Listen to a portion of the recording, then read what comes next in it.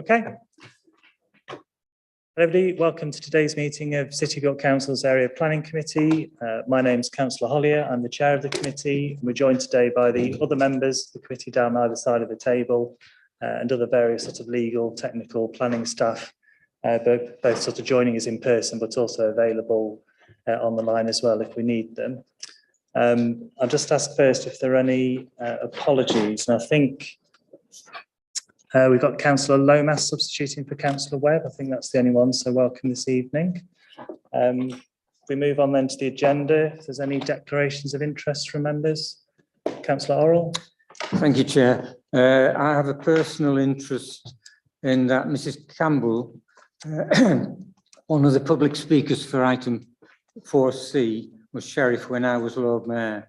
She's also a personal friend. I haven't discussed the application with Mrs. Campbell, and the monitoring officer has agreed that this is a personal interest, not a prejudicial interest. Thank you. Can't see any other declarations. So if we can move on then to the minutes of the last meeting, which was the 20th of January. If everybody's happy for me to sign those as a correct record. See a few nods, nobody's dissenting, so I'll sign those in a minute. There's no speakers under the general public participation remit, so I think we can move straight on to the plans list, just for the benefit of the audience here and at home. What we usually do is have a brief presentation from Gareth and the planners, just to sort of refresh our memory. We'll then hear from our public speakers. We'll then go back to the committee asking questions of Gareth and the planners and other technical staff as needed. We'll then move into a sort of debate phase where members will express an opinion. And then hopefully at the end of all that, we'll come to a proposal which will be seconded either to refuse, approve, defer, etc. the application. So Gareth, if we could make a start. Thank you, Chair. First application is for 9 Bransdale Crescent in Osbaldwick, and this is a application for single-storey flat roof rear extension, rear dormer, replacement former detached garage with a replacement attached garage to the side. The application is retrospective. Just go through the plans. So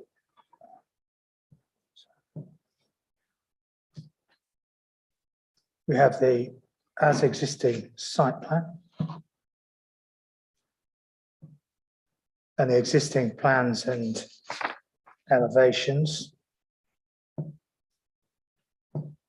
The as proposed plans and elevations, so the rear dormer, the rear extension, and the new extension to the side, and then in plan form.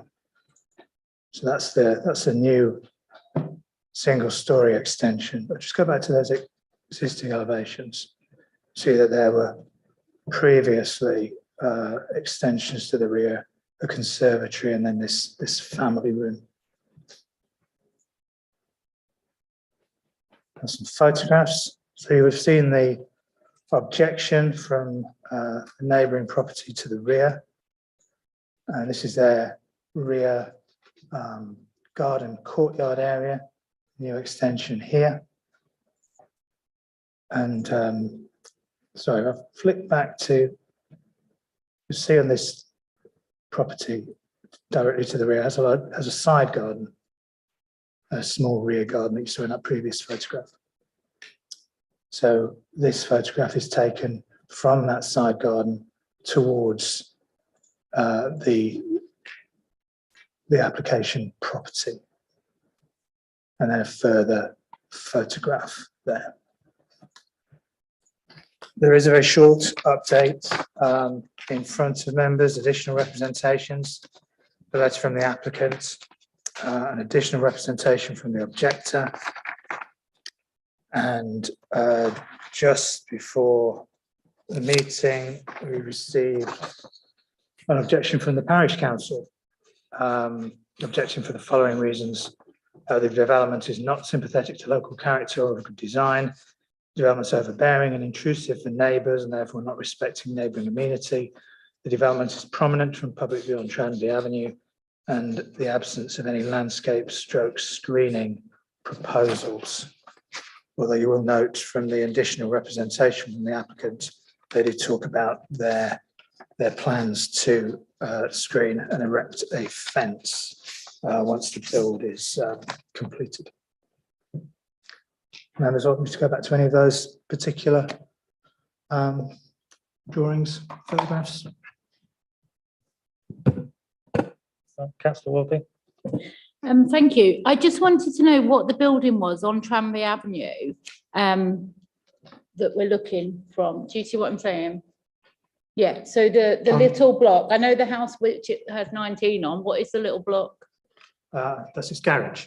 Oh, it's only a garage, right, that's fine, I just didn't know. Thank you. Oh, Okay. thank you. Councillor Crawshaw. Thanks, Chair.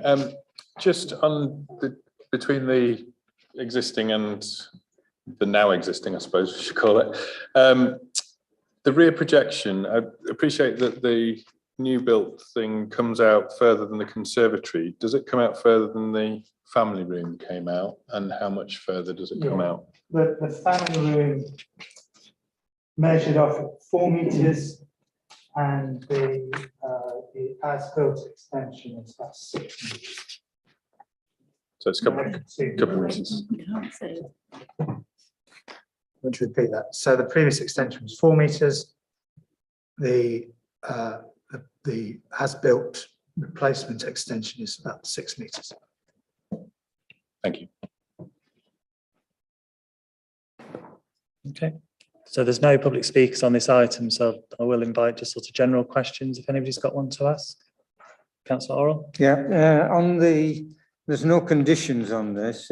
There's an informative there. Why isn't that a condition?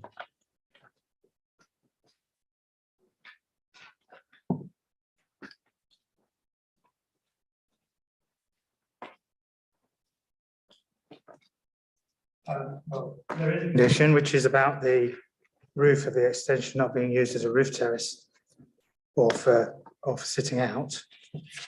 So directly under 7.0. The informative for the electric vehicle charging points. That's an informative because it's a replacement. It's a replacement of an existing garage, and we don't tend to require the provision of electric charging for when there's no additional parking spaces. It's just a replacement parking space.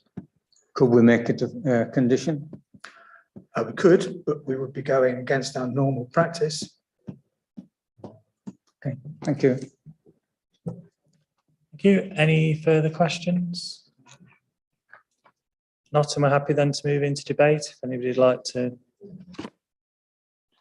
give an opinion. Councillor Fisher. Can I ask a supplementary to that last question? Because as I recall, I can recall at least one case where we have put a condition on an application that the rear roof or rear extensions not be used as a sitting out area. And that condition has been particularly badly ignored and is now being used as a sitting out area, and it's taking a lot of trouble to try and get it removed. So, I mean, I am aware that conditions are sometimes ignored, but I do think it should be a condition. Should we come to a It is a condition. Sorry? It is a condition. It is a condition. Sorry, Yes. I thought it was only an informative. No, the informative related to informative the further down. That's okay. electric vehicle charging points, but the Right. Sorry. it is a bit compressed. But long as it it's a is definitely a condition. No, that's the point. It It doesn't. doesn't say condition, no. I've noticed that for the last 15 years and it hasn't changed, but it doesn't say conditions. Okay, if there aren't any further questions, if we are happy to move to debate, or Councillor Melly. Seeing as additional screening has been requested and it's something that the applicant has indicated that they intend to do anyway, can we add that as a condition, the reassurance of people who have asked for it to ensure that it will happen?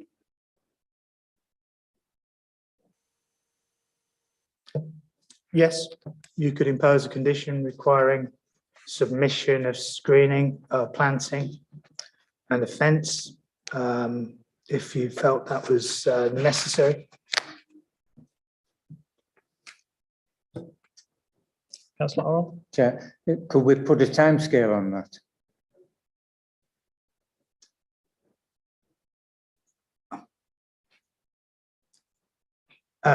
Yes, it would be usual to put a timescale, and obviously with the retrospective development, the triggers of prior to commencement can't apply, but you can put a condition saying within 2 months or a month that details shall be submitted, and then a timescale for compliance. Obviously with planting, it would normally be when the next planting season, but fencing could be, I don't know, 3 months, 6 months, 2 months of the completion, practical completion or occupation.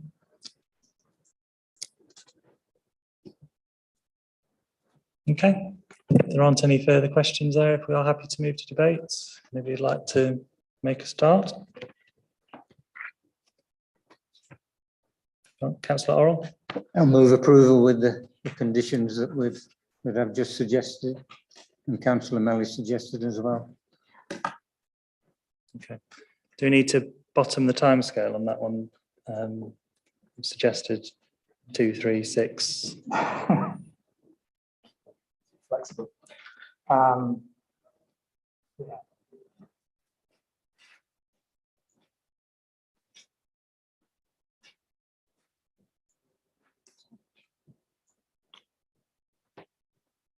I would suggest that the submission of a landscaping scheme prior to first occupation of the extension.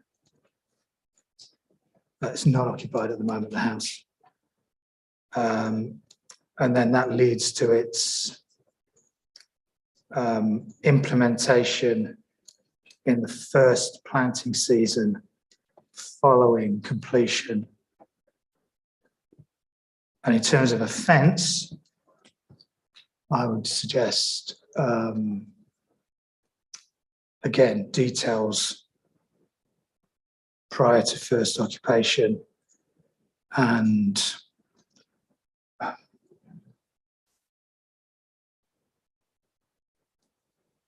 its implementation. I don't know.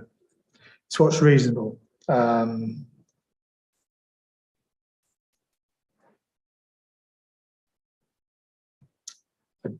I guess if I was putting myself in the position of the objector, they would suggest that the fence needs to be in place prior to first occupation for their privacy purposes. You have to consider whether that is reasonable given the potential occupation within the next month or so. I understand of the extension in terms of getting people in to actually erect that fence, putting the order in. I'm going to leave it in your hands. Well, that sounds reasonable to me. Councillor Orrell, are you happy with that? I'm happy with that, Chair. Yes. Thank you. Before first occupation. The implementation of the fence before first occupation. Right. Okay. See a nod from Councillor Orrell. Okay. So, are we willing to second that before we move to general debates? Just ask Councillor Fisher. I'll second it. I've looked at the objections, the out of character with the area. There is a very, very similar full width extension across number 3 and number 5 with a full dormer. I've got them on the screen here. Number 7 has a dormer with a large rear extension. Okay, it's only half the width of the house. I don't think there is any reasonable reason to object to this. It's a big plot. It's not overlooking anybody. I think it would be hopeless if we refused it and took it to appeal. So I'm going to move the second approval. Councillor Melling. Thank you, Chair. Sorry, I was just going to add that I'm also not completely clear, might need clarity on which border or borders needs the additional screening, because I think we had a representation from a nearby resident and then also a representation about a footpath, and I wasn't sure if they were the same angle or if it's 2 separate parts of the boundary that could do with better screening.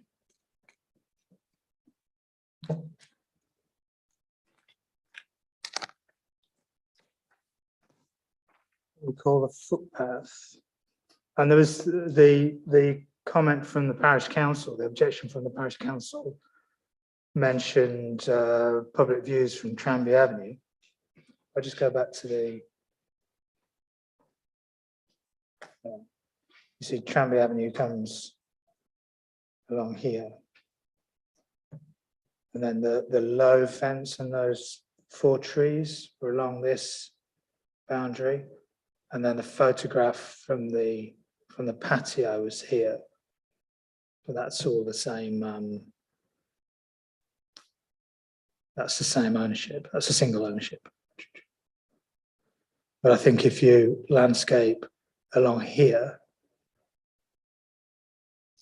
then that will soften any views from Tranby Avenue, as well as introducing additional elements of privacy to the occupants of number 19.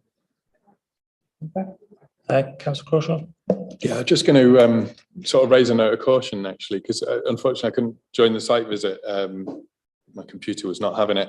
But I'm not clear as to whether all of these fence boundaries are very low boundaries. And then if we suddenly impose a condition that says we have to have a large high boundary just along this one particular edge, whether actually that does more damage to the character of the area than the actual development does. So I'm sort of happy that we have a condition that says something about protecting privacy, but I would be a bit cautious about being over prescriptive, because that to me isn't particularly open anyway. But if the other fences around in this area are all more of the kind of 3 foot high fencing, and we suddenly say this one section has to be 6 foot high, that might be more out of keeping with the character of the area than the extension is, given what Councillor Fisher's been saying. The side boundaries are higher.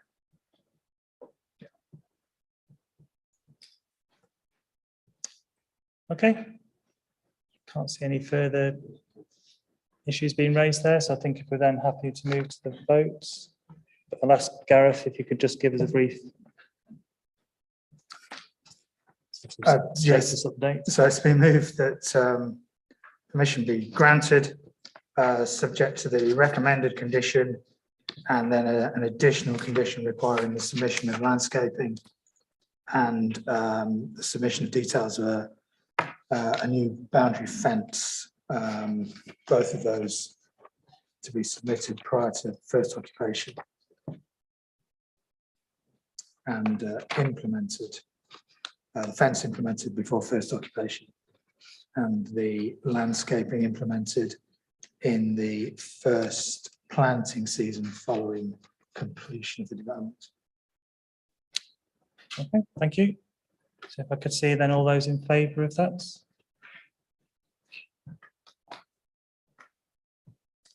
Okay, I think that's unanimous, so that's approved.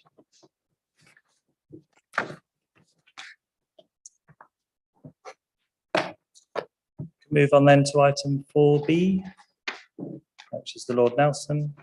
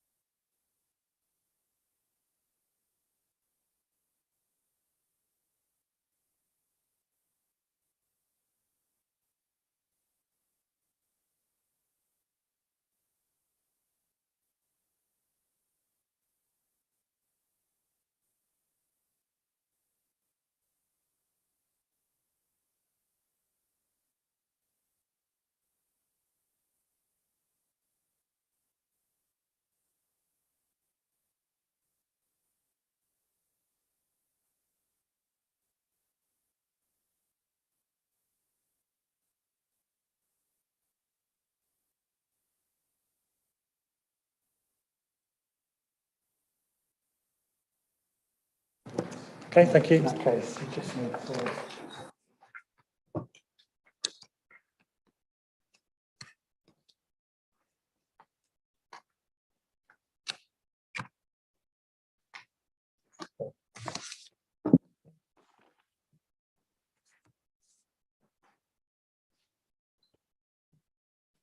So, thank you, Chair. This next item is an application for the erection of 2 dwellings on land to the rear of the Lord Nelson Public House on Main Street in Nether, Poppleton.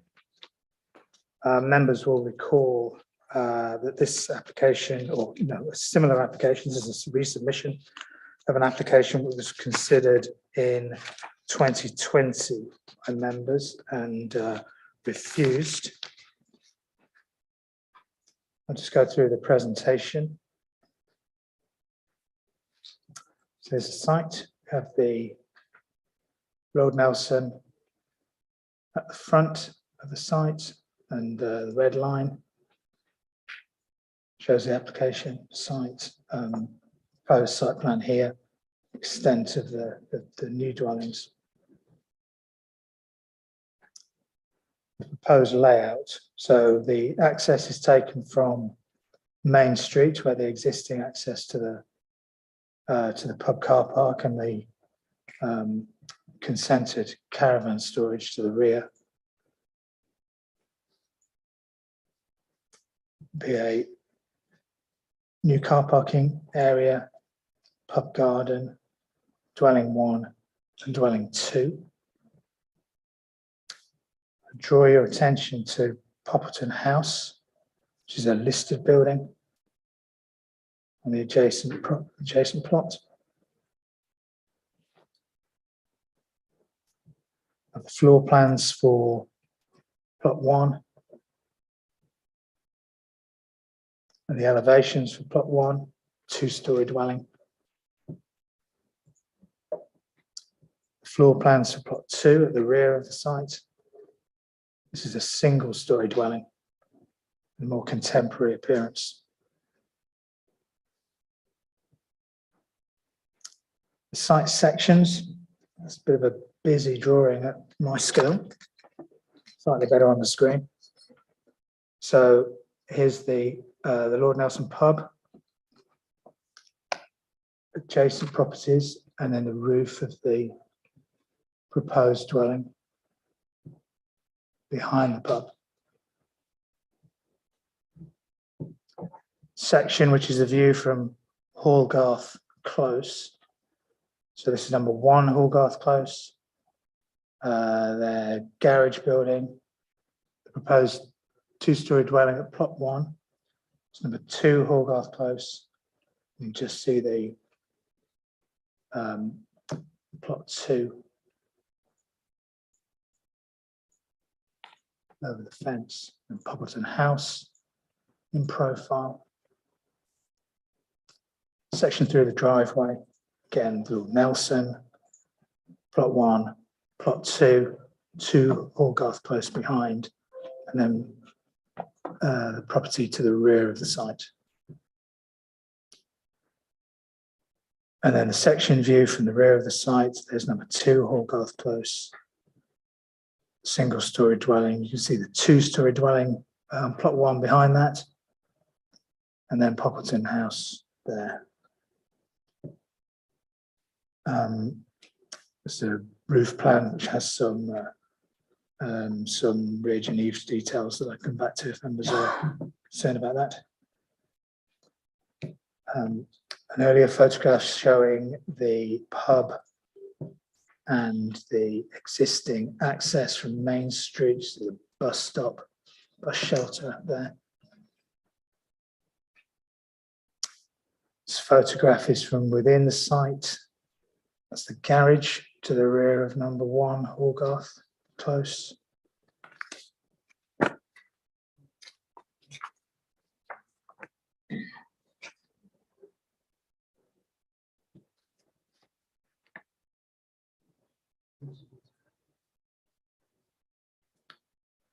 Looking into the site, so that's number 2 Hallgarth Close. This is the location of the plot 2, and at the back, the house, which is it's like number 22 Littlefield Close there, profile 6 Gable End. That's Poppleton House. This is the site boundary along here. photograph from the rear of 1 Horgarth Close. So there's that the garage building with its pyramid roof that you've seen on those other photographs. That is the front, that's the boundary fence. So you just see number 2 Horgarth Close there.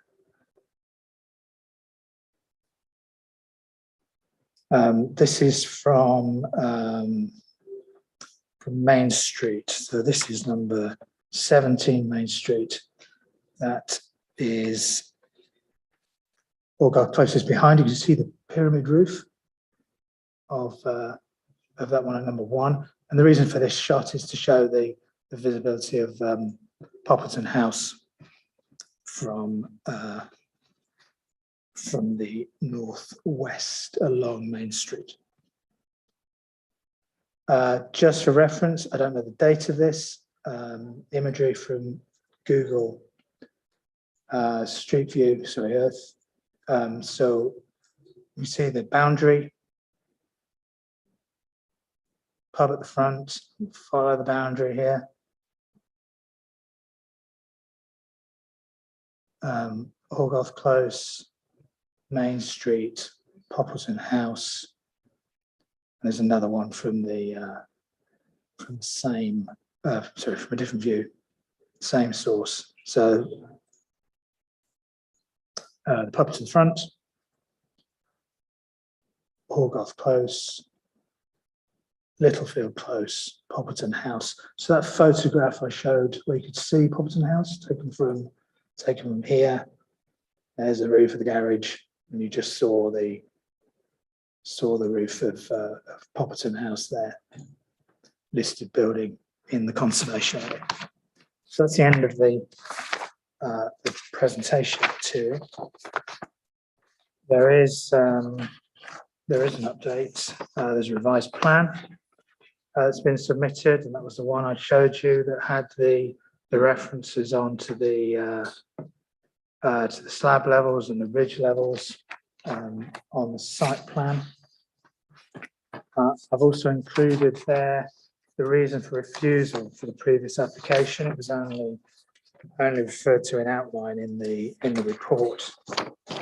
On page 1, it shows it in full.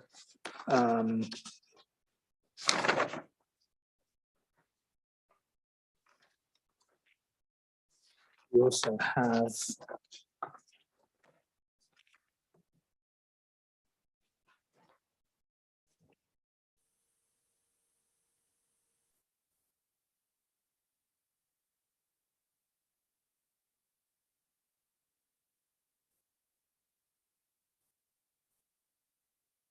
so there's also an objection letter that was submitted in time to be considered in the papers, but it hasn't been. So it's an objection letter referring to the overbearing impact on number 1, Horgarth Close.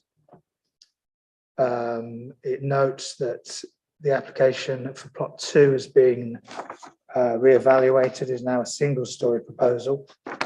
It states that the proposal for the 2-storey dwelling for plot 1 remains totally unsuitable for this elevated site in a conservation area and remains overbearingly intrusive towards number 1 Horgarth Close.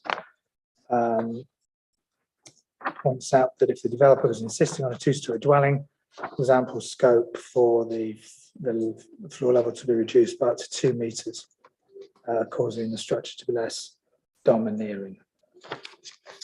Also in front of members, tabled by one of the speakers, is their speech, and I believe the speech refers to some visuals that have been prepared to illustrate the points that are being made. That's I don't have anything else to add. Members have any questions about the presentation? Councillor Wardley? Thank you, Chair. With the previous application, I was concerned about overbearing and overlooking. And I would just like to know what the complete difference is, because it's quite a graduated hill. I feel that it would still be overbearing. What's the difference in height from the last proposed one to this one?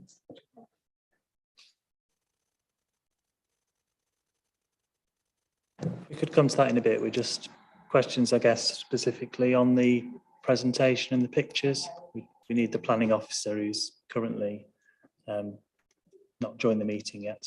Oh, right. So if you hold that for now. But if there are any questions on the immediate sort of presentation Gareth's given, it's crucial. Just a quick one, and this picture is actually quite a useful one for illustrating it. I think from recollection of the last time we heard this application, one of the issues was around this kind of open strip of land and it being a burbage or something along those lines. Yeah. To the right, behind those next two buildings, would I be correct in that they are also burbages or burbage strips or whatever that have been subdivided? So they might be a representation of how it might appear if this development went ahead and it was separated up. Is that, am I reading the landscape right?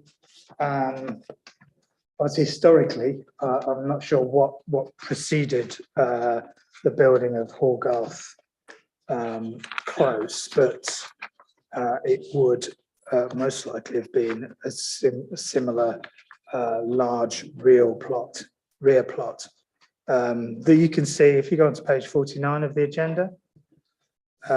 So it's better illustrated on the other side of Main Street. You can see those long plots that go down towards the river, and generally, historically, that's how the rest of Main Street would have appeared, and they've been filled in, infilled rather, over time, and this is one of the remaining plots on the side of historic plots on this side, the south side of Main Street. Thank you. If there's no more sort of immediate questions on the presentation, I think if we can move on to public speakers. And our first public speaker is Richard Harper, who's a local resident speaking in objection. If you'd like to join us at one of these three, I guess the middle one. In front of you, there should be a sort of mic button. If you press that and it goes green. You'll know you've got 3 minutes to address the committee. I'll give you a warning with about 30 seconds to go. Trim this down as much as I can. Thank you. Right, okay, I'm here to represent the residents of both Hallgarth and Littlefield Close. I'm sure you're already aware of the many objections for this development. The revised proposal is more damaging to the conservation area and the surrounding heritage assets than the previous rejected scheme. This scheme represents a retrograde step, ignoring many of the community objections. This should be a greenfield site. It's only been used for agricultural purposes.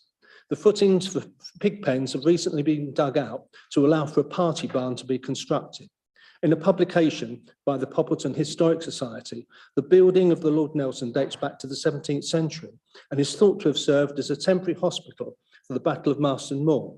The Nelson should therefore have heritage status. A lot of consideration has been made of the impacts to the Grade 2 listed Poppleton House. It should not be forgotten there are 5 Grade 2 listed buildings that either overlook or are adjacent to the site. There's been no reference to the impact on these properties. At the moment, the field drains freely. The unnecessarily large houses, considerable amounts of hard standing and roadways reduce the soak-away area and are likely to increase drainage into Hallgarth Close and may cause damage and water flooding into and across the pavement into Main Street. There are many more affordable houses being built on Millfield Lane and the Sugarbeet site. Homes that will attract young families with children that will increase the intake numbers of both local schools. The provision of these 2 luxury homes does not enhance but damages the historic character of the conservation area. As you can see from the handouts you have, the words around the considerations make the conservation area out of alignment with what's actually proposed. The main evident This again is evident in the response to the planning officer's direct instruction, which states, the house currently proposed projects well beyond the rear of elevation 2 at Hallgarth Close. The length of the proposed house will need to be reduced to avoid this unacceptable impact. In response, ID Planning, acting on behalf of the developer, stated plot 2 dwelling has been reduced and the floor plan area altered in order to improve the building relationship with 2 Hallgarth Close. As you could see from the supplied drawings, however, it's still clearly extending beyond the rear boundary of Hallgarth Close. Not only that, but some of the calculations are incorrect. It says somewhere that it's been reduced by 20%. Now, I'm not a mathematician, but I worked out that, in fact, they are overestimating by 5 square meters, which is the size of a decent bathroom. So as we can't trust the words, we can't trust the drawings, and and actively failed to convey the scale and impact of this proposal, I feel that you should refuse this application. Thank you. Thank you. And if you could just bear with us a second, I'll just ask if the committee have got any questions. Councillor Crawshaw. Thanks, Chair, and thanks for coming to speak to us this evening. You mentioned 5 grade 2 listed or grade 5 listed buildings. Yes. I'm going to test you if you can. Can you just describe to me on the map where they are? Or? One, as you can see, if you look next to the entrance to Hallgarth Close, where it says Google, Yeah. That is Hallgarth, which is a grade 2 listed building. On the opposite side of the road, there are buildings that are currently listed as grade 2, and there are also some that will be included into the local list, although that's not an official document. We're trying to get something put together to, again, preserve the character of the village, especially of Nether Poppleton. When a van driver delivers something to your house and says, wow, what a wonderful village you live in, you then start thinking, I've got to keep this. And can I just point out that that picture is actually very, very old. You know, there's been at least 4 or 5 years without caravans there. Thank you. Thank you. I can't see any further questions, so I'll thank you for your time this evening. Oh, thank you. Yeah, we'll take your comments on board as we sort of determine the application. If we could move on then to Paul Harper. He's also speaking in objection.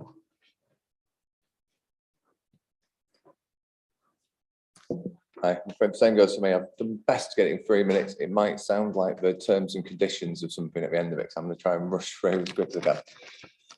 Brilliant. So it's been widely accepted by the Lord Nelson Public House as a community asset. This, as we all know, was reconfirmed in 2019, set out in Section 88 of the Localism Act of 2011. The public house and its grounds have been defined as a land of community value.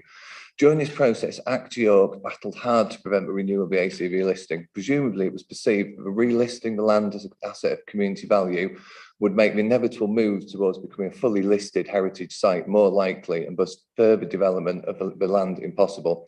However, the City of York Council found that the Lord Nelson, complete with its land, met all the criteria to be re-entered into the ACV listing. It would appear that an attempt is being made unilaterally by the landowners to remove this land from the ACV registry, and in doing so, remove its nature as a heritage asset. Inexplicably, this has gone unchallenged by the planning officer.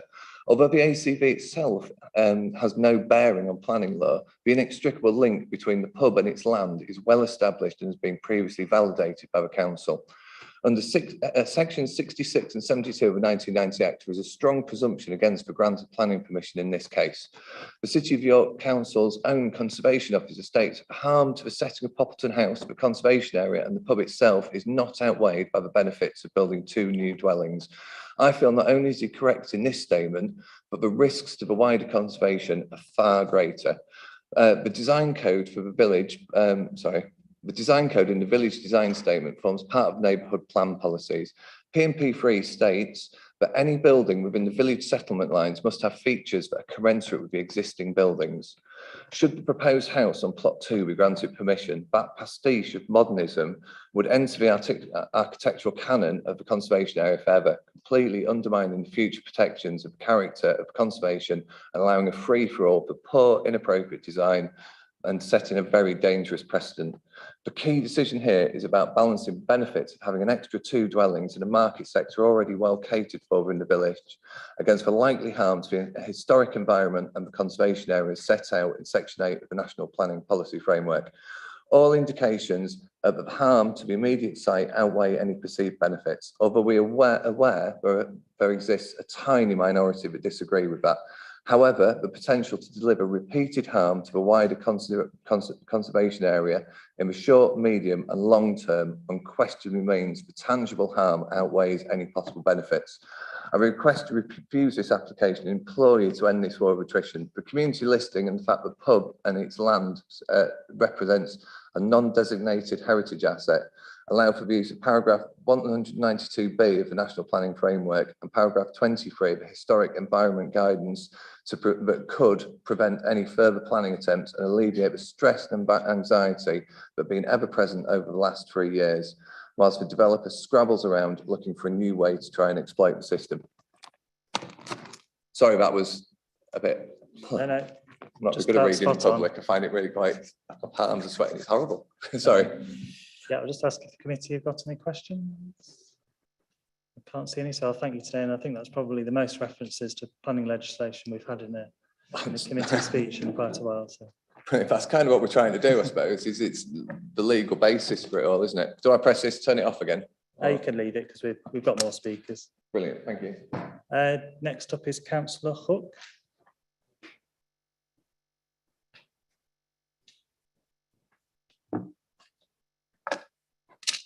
Do you know Thank the you. drill? Okay.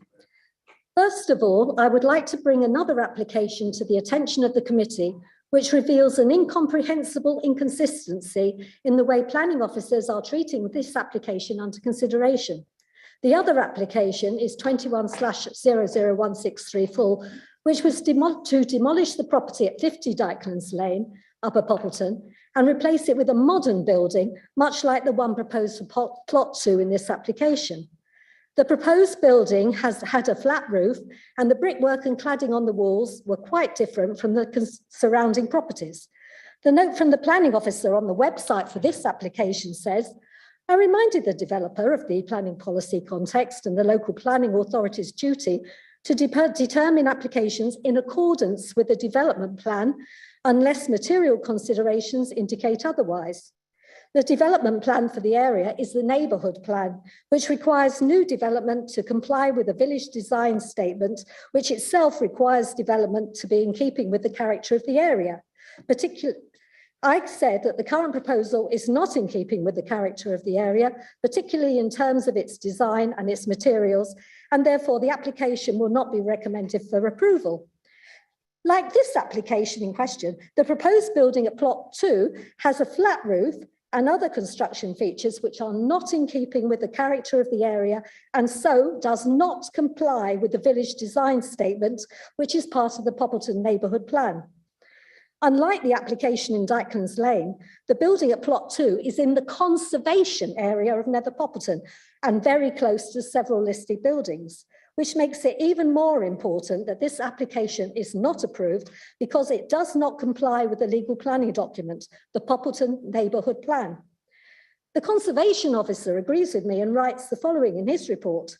The form and materials of plot 2 would appear at odds with the prevailing style and materials in the area. But he goes on to say, however, of greater concern is the impact of the scale of the development overall on the openness of the plot. In diminishing its open character, the development harms the contribution the site makes to the historic character of the conservation area.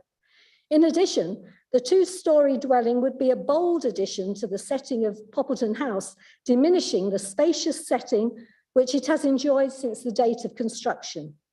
The harm to the character or appearance of the conservation area and the setting of Poppleton House are substantial. In the opinion of DCSD, the provision of the 2 dwellings on this site is insufficient to balance or outweigh the harm. DCSD recommend refusal of the current application. I therefore believe that the application be rejected because approval would be inconsistent with the legal planning document and, like the local residents, the Conservation Officer believes that the scale of development is inappropriate. There are no special exceptions for this application. The 2 new houses will not satisfy unmet housing needs and, far from being affordable, will be expected to sell for sums in excess of £1 million each. Thank you. Thank you. And I'll just ask if the I'll say. committee have got any questions. Councillor Lomas. Thank you, Chair. Thanks, Councillor Hook. I just wanted to prevail on your better knowledge of the local area. We can see in this picture, accepting what previous speakers have said, that this was some time ago, but we can see a significant amount of off-street parking available for the public house. Is there sufficient parking for the public house? No. That bus shelter, that's where the number 10, that's the terminus. So it stops and waits there for a long time. So already you've got that white van there, even though that was years ago. That would mean traffic would have to weave its way around to get to the bus, get past the bus. In addition, we've had other building Airbnbs and things that have increased the number of cars parked outside too. And generally, when it floods, because just down the road there's the river, and the river floods, the people in Riverside Gardens can't get out of their road. And that means that when they've got pre-warning of the flood, they used to park in the car park of the Lord Nelson, which they can't do, but they all park up the road, so there's loads of cars. So at the moment, is there sufficient parking on the plot for the pub, or do pub customers park on the street? Well, it's difficult. You can't now because they fenced it off. Oh, they fenced it off. So there isn't sufficient parking? Not for at the pub? moment, no. But there used to be, and there was. But now you can't get up it because there's a fence. Okay, thanks. Councillor Crawshaw. Thanks, Chair, and thanks, Councillor Hook, for coming to speak to us this evening. I just wanted to pick up on a couple of things, if I may, that you said. The village design statement, which you were saying, I think plot 2 was not in accordance with, sorry, I can't remember which way round it was. Yeah, plot 2 is the one higher up, further away from the road. But in our report, it does suggest that the village design statement does allow for mixed development, and that would allow for modern design to go alongside it. It says DG 13 states that new development should be mixed. So would I be correct in understanding from your perspective? Well, that's the whole the village as a whole, isn't it? Well, yeah, but I think it applies across. But it's a conservation area, so it's got to be in keeping with all the things in the conservation area. That's my reading here. I suppose my question would be then that were that second plot to be in keeping with that design, are you saying that would then be acceptable, or are you saying that you really don't want the? Well, not really, because it's an overdevelopment. It's an overdevelopment of the site, and to have 2 buildings put there would be a vast overdevelopment anyway. And it's an historical site too. Because the other part that I'm then sort of struggling to sort of reconcile with that is that it suggests that this is an unallocated within the neighbourhood plan. It wasn't sort of identified as something to be because when they formulated the neighbourhood plan, they believed it was an intrinsic part of the pub, that the land went with the pub and it couldn't be divided, which is what Mr. Harper said. Okay, so that's okay. Asset of value, okay. It was together. So just for complete clarity, then your understanding is that the whole parcel of land is part of the pub, shouldn't be subdivided at all, and shouldn't see any development at any point on that. Ideally, because I like preserving history. That's my point of view. Yeah. But yeah. Okay, thank you. Okay, thank you, Councillor Cracknell. Thank you. Can I just pick up on the question about parking for the pub at the moment? Is the pub open and running at the moment? Not very often, as far as I know. So it isn't? Well, I think it's open a day a week now. Is it? It is. Excuse me, if we could. Yeah. Oh, right. So I didn't know that. I didn't know if that was the case. So I was just wondering, you said the parking is all that area is fenced off. So So Yeah, if it there's a is sort of operating, barricade it's stopping anyone operating, getting on the construction it's site. operating without any parking at the moment. Mm. Right, okay, thank you. Okay. There's no further questions. Unless now. they move the gate, because it is a temporary flimsy thing. Okay. Thank you for your time this evening. Okay, thank you. If we can move on then to Mr. Lionel Lennox. He's also speaking in objection. You'll have heard you've got 3 minutes to address the committee. Just before I begin, can I not ask, did I understand Mr. Strong say there's been some supplementary papers tabled today, which included the plan, which was on the website yesterday, from the applicants showing measurements of levels of floor plates, ridges in relation to one another, various buildings and the street. That's been tabled. It shows, setting that one, that really can understand the different levels, which is 4 meters from the street up to the side. That one's been tabled. Yes, that formed part of the presentation. I didn't. And could I also ask, excuse me, can you wait for me? Oh, there we go.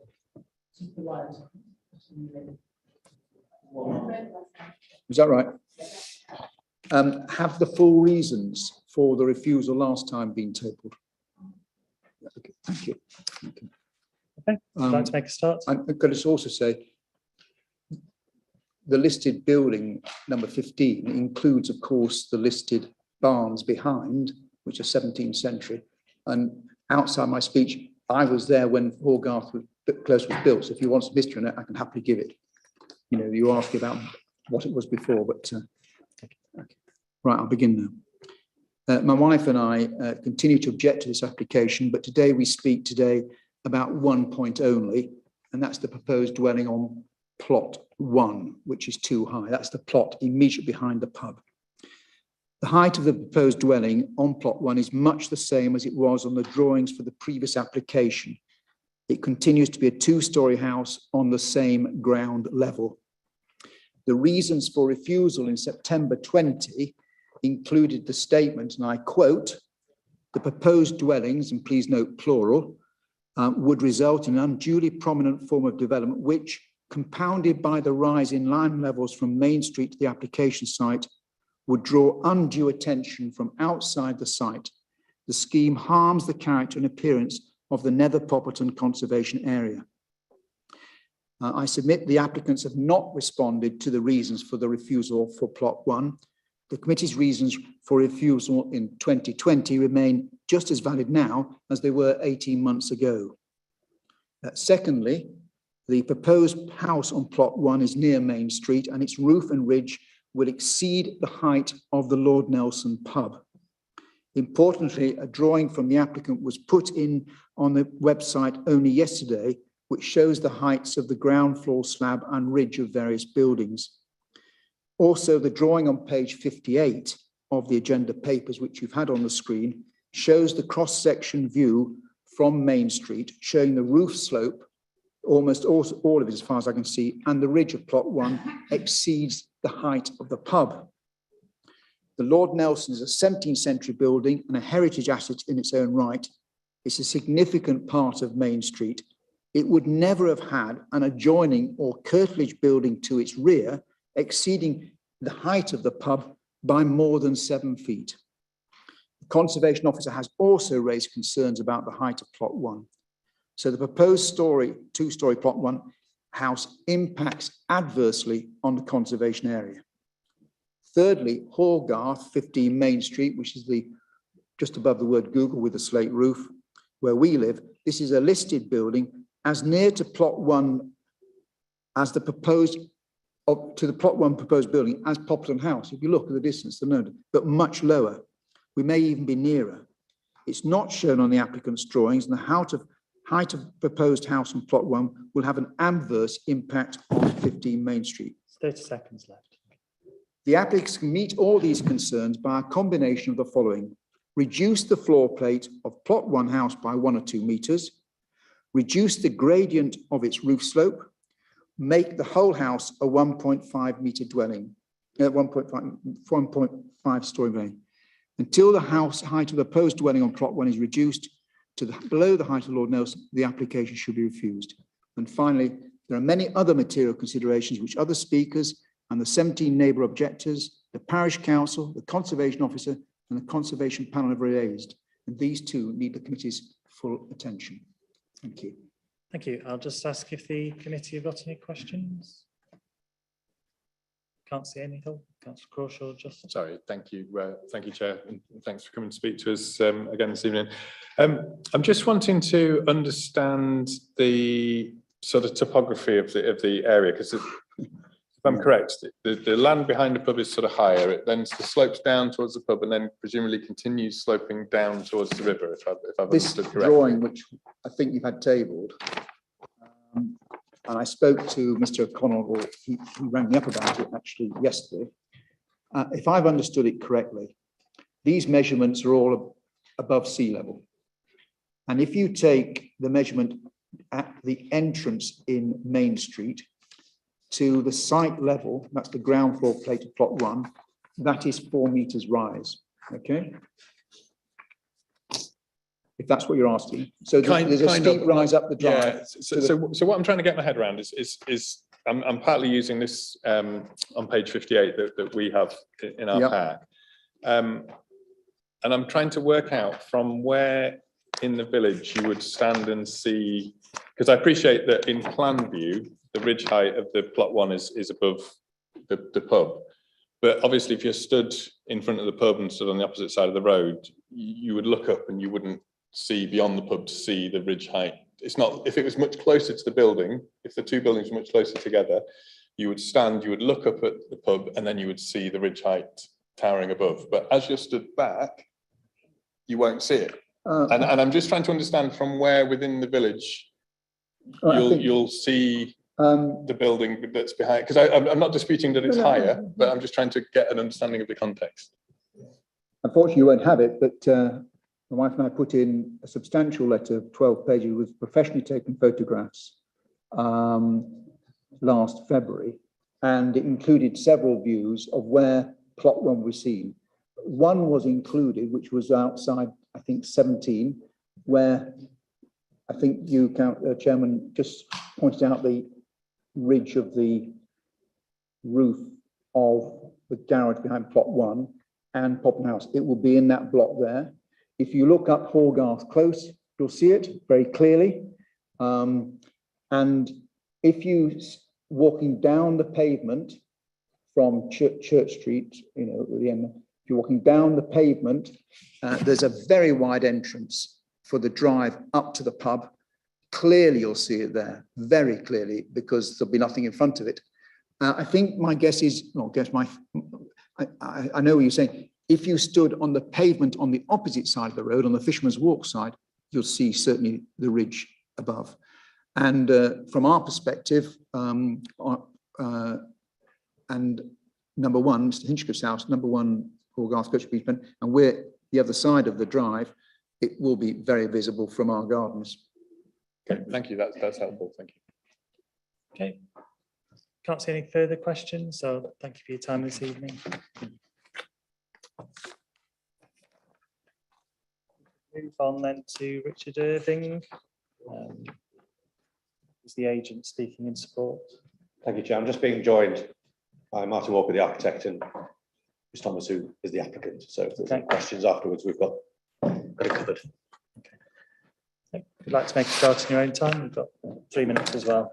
Okay, Chair, members of the committee, it's not my intention to quote large sections from the planning officer's report because it is extremely comprehensive and sets out the planning balance attributed to the proposal.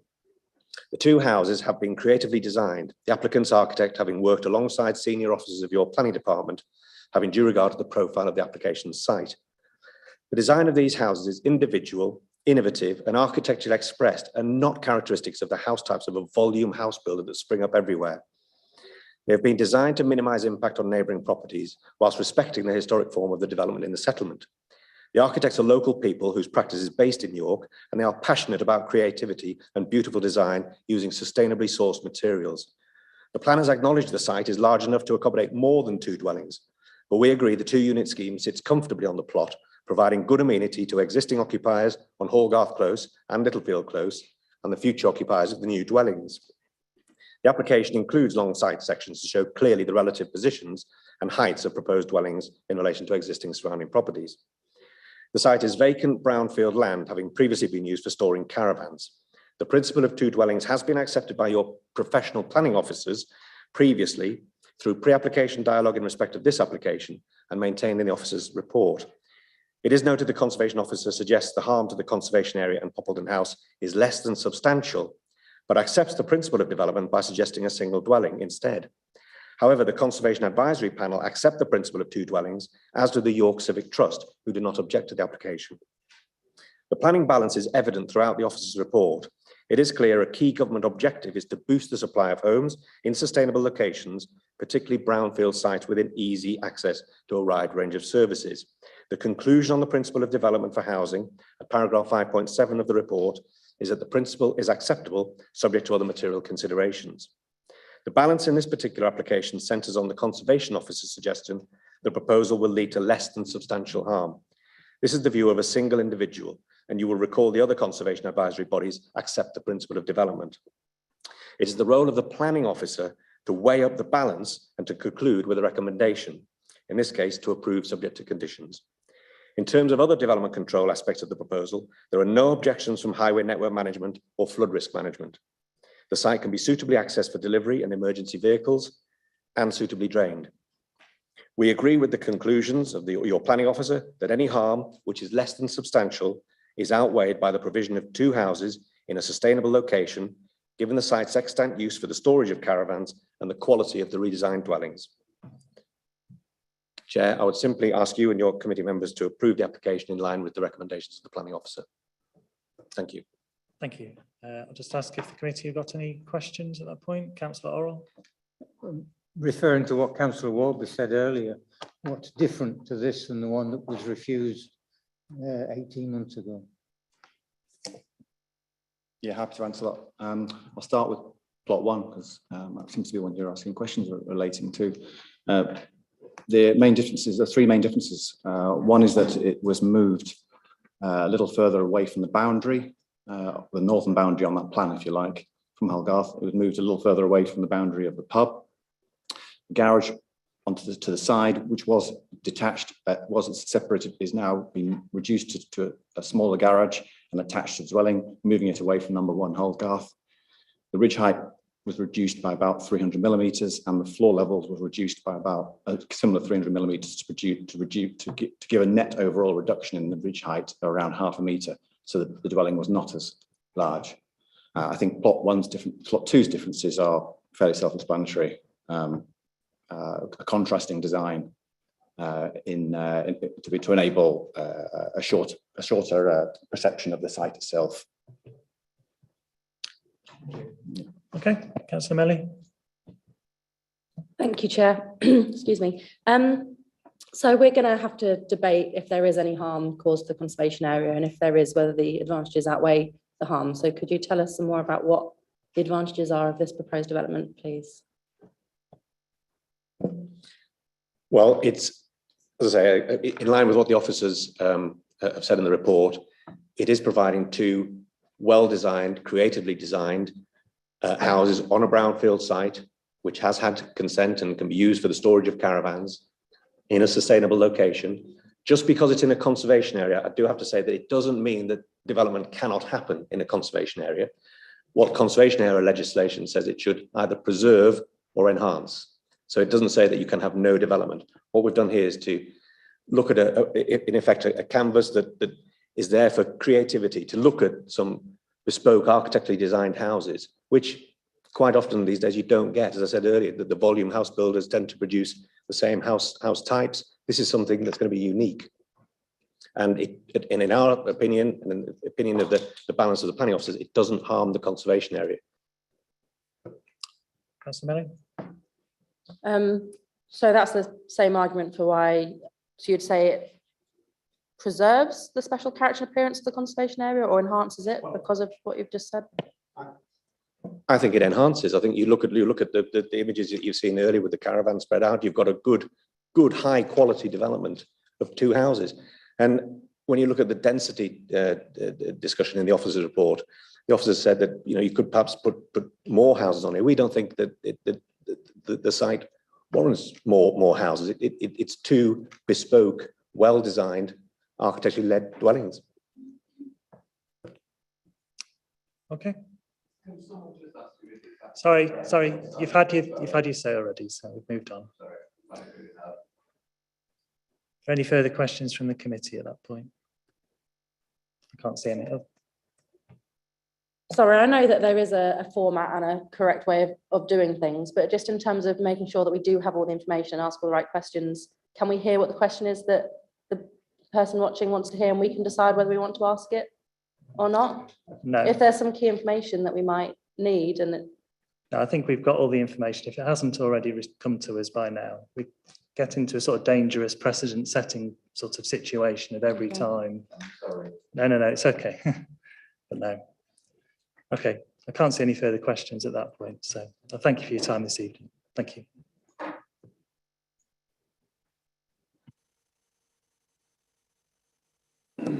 Okay then, if we can move on then to questions to the officers. I think we do have the planning officer, but he's joining us via Zoom. Councillor Wardby, I think. Well, I'll try and remember my question, but so what is the difference, please, from the last application to this one? Because it is graduated, it goes up quite high, and I've been on that hill, and I feel that it would all be overbearing and overlooking. So could you answer that? Thank you.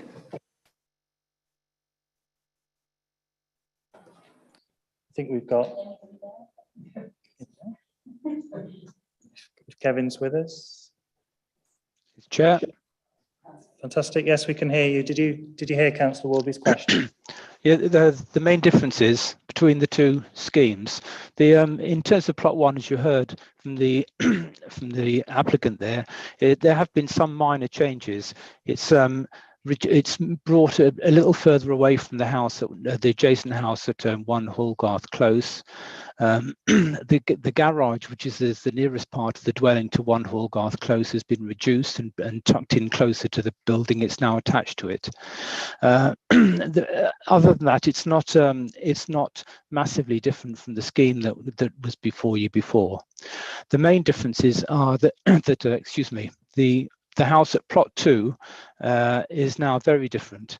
It was traditional 2-storey pitch roof, and now they've, in response to the concerns raised by the committee last time, they've gone for a minimal visual impact design in terms of its massing.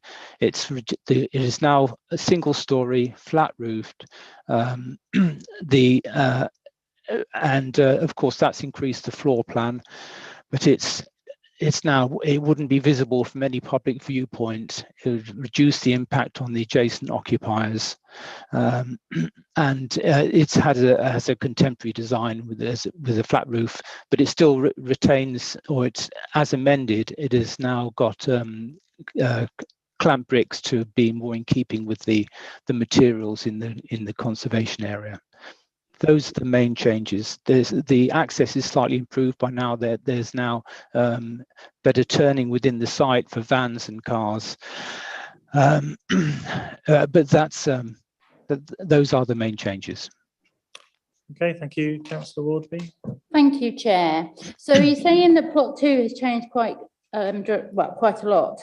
But with one of the speakers, Councillor Hook, she said that the flat roofs weren't in keeping with the Poppleton neighbourhood plan. Do you not agree? I mean, is it like, will it affect the conservation area as well? There is scope within the neighbourhood plan for contemporary design, as referred to earlier.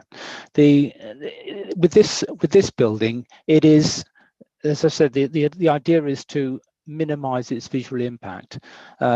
because it's single story and because it's behind the existing buildings and not visible from the public highway, there is much more scope for contemporary design without having a significant impact on the character of the conservation area. And that's what they've gone with here, and I think the separation distances are acceptable from Poppleton House. There would be some impact on the conservation area. It would be less than substantial, and on balance, it's acceptable. Thank you. Any further questions, Councillor Lomas? Thank you, Chair. I just want to ask some questions. There's a lot of mention of the harm to the heritage assets and the conservation area. I haven't read anything, unless it's something I've missed, that addresses the potential threat to the public house as a community asset, and the removal of green space that's accessible to the community, because I understand from the plans, the plan would be to remove the beer garden from the pub and replace it with parking to compensate for the parking that will be lost from that wide sort of entryway.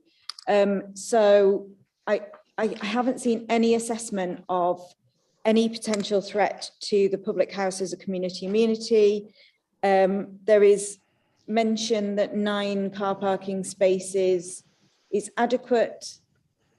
However, it was clear from the photograph we saw that there was room for far more than 9 cars, and I counted 7 vehicles parked in that entryway in front of where the caravans were. So I can't see any assessment of that in here. It all seems to focus more on the heritage assets and the conservation area. So I'd like to understand that a little bit more, because we know that village-based public houses are under threat, and this would seem to me to place this community asset more under threat.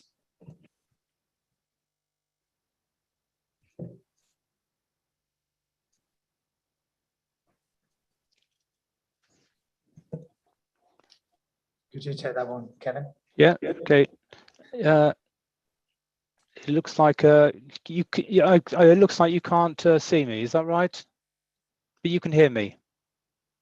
We can hear you fine. We can't see you. Right. Well, first of all, the land at the back of the pub is not part of the listing of the asset of community value. It is I'm not sure exactly where the boundary is, but I was advised today by council asset officers that it is not. The development plot at the back is excluded. The 9 car parking spaces would still be retained, and the highways officers are satisfied that that would be sufficient for the operation of the pub, without affecting its well, in terms of parking, it's adequate. So I take that as being then that it's unlikely to affect the viability of the pub. The conflicts that are there on the public highway at the moment, they would be unchanged by for example, conflict with the buses and some parking issues. They would be unchanged by the application. And yes, there would be. There is some green space at the back. It's not public green space, it's for the patrons of the pub. That would go, but as far as I can make out, there is some space for picnic tables retained within the curtilage of the pub. Thank you. Councillor Lomas. Thank you, Chair. I think I'm therefore a bit confused. Where is the boundary? It's a bit worrying that you don't know where the boundary of the pub is. So I would like to know where is the boundary. And I didn't understand that assessment of parking, because if you remove space for parking for the pub, how are you not affecting the problems that exist with on-street parking in the area? Because if you remove space that can be used for parking in the pub grounds, then people who travel to the pub by car will park on street and contribute to those problems. So I think that I'm just not clear on that. Why there would be no impact if you remove parking. That didn't make sense, but can you explain exactly where the boundary of the pub is? Chair, when I said I didn't know the boundary, can you hear me still? I don't know the boundary of the listing. I know that the development land at the back has been excluded, but I don't know precisely where the boundary is. I presume it's the boundary of the pub where the pub is currently. There is still parking. There is parking proposed, and it will be retained. I think the point that highways are making is that there is enough parking retained in order for the operation of the pub, and it wouldn't cause any further issues on the public highway than exist currently. Okay, Councillor Levis. How do we find out what the boundary of the listing is? Yeah, we don't have that detail in front of us. I'm not entirely sure it's relevant to the consideration of this particular planning application, because what we have in front of us is a proposal for two houses on land which historically formed curtilage of the Lord Nelson, has a planning permission for caravan storage dating back to Harrogate days. And there is a proposal in front of us which shows 9 parking spaces and an outdoor area, a beer garden for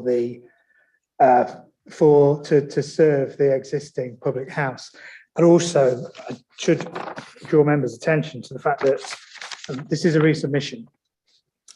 Members didn't refuse the previous application on the basis of the impact on the viability of the pub. I think I have.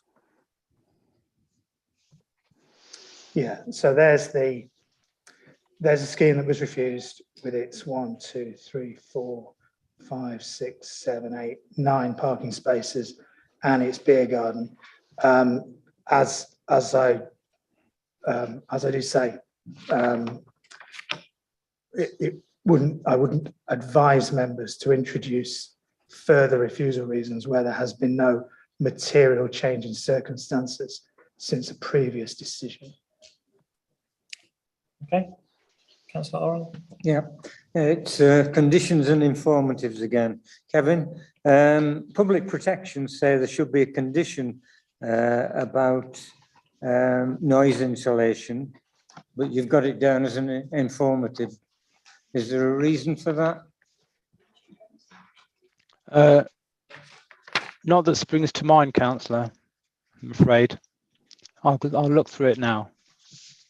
And similarly, informative 5, electric vehicle charging is an informative rather than a condition.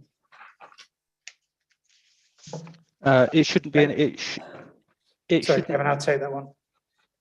Condition 20 on page 44 relates to noise insulation.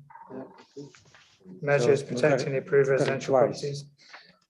And then condition 18 is about the relates to vehicle charging. Thank you. Thank you. Are there any further questions at this point? Can't see any then. If we're happy then to move into debate, if anybody's willing to make a start.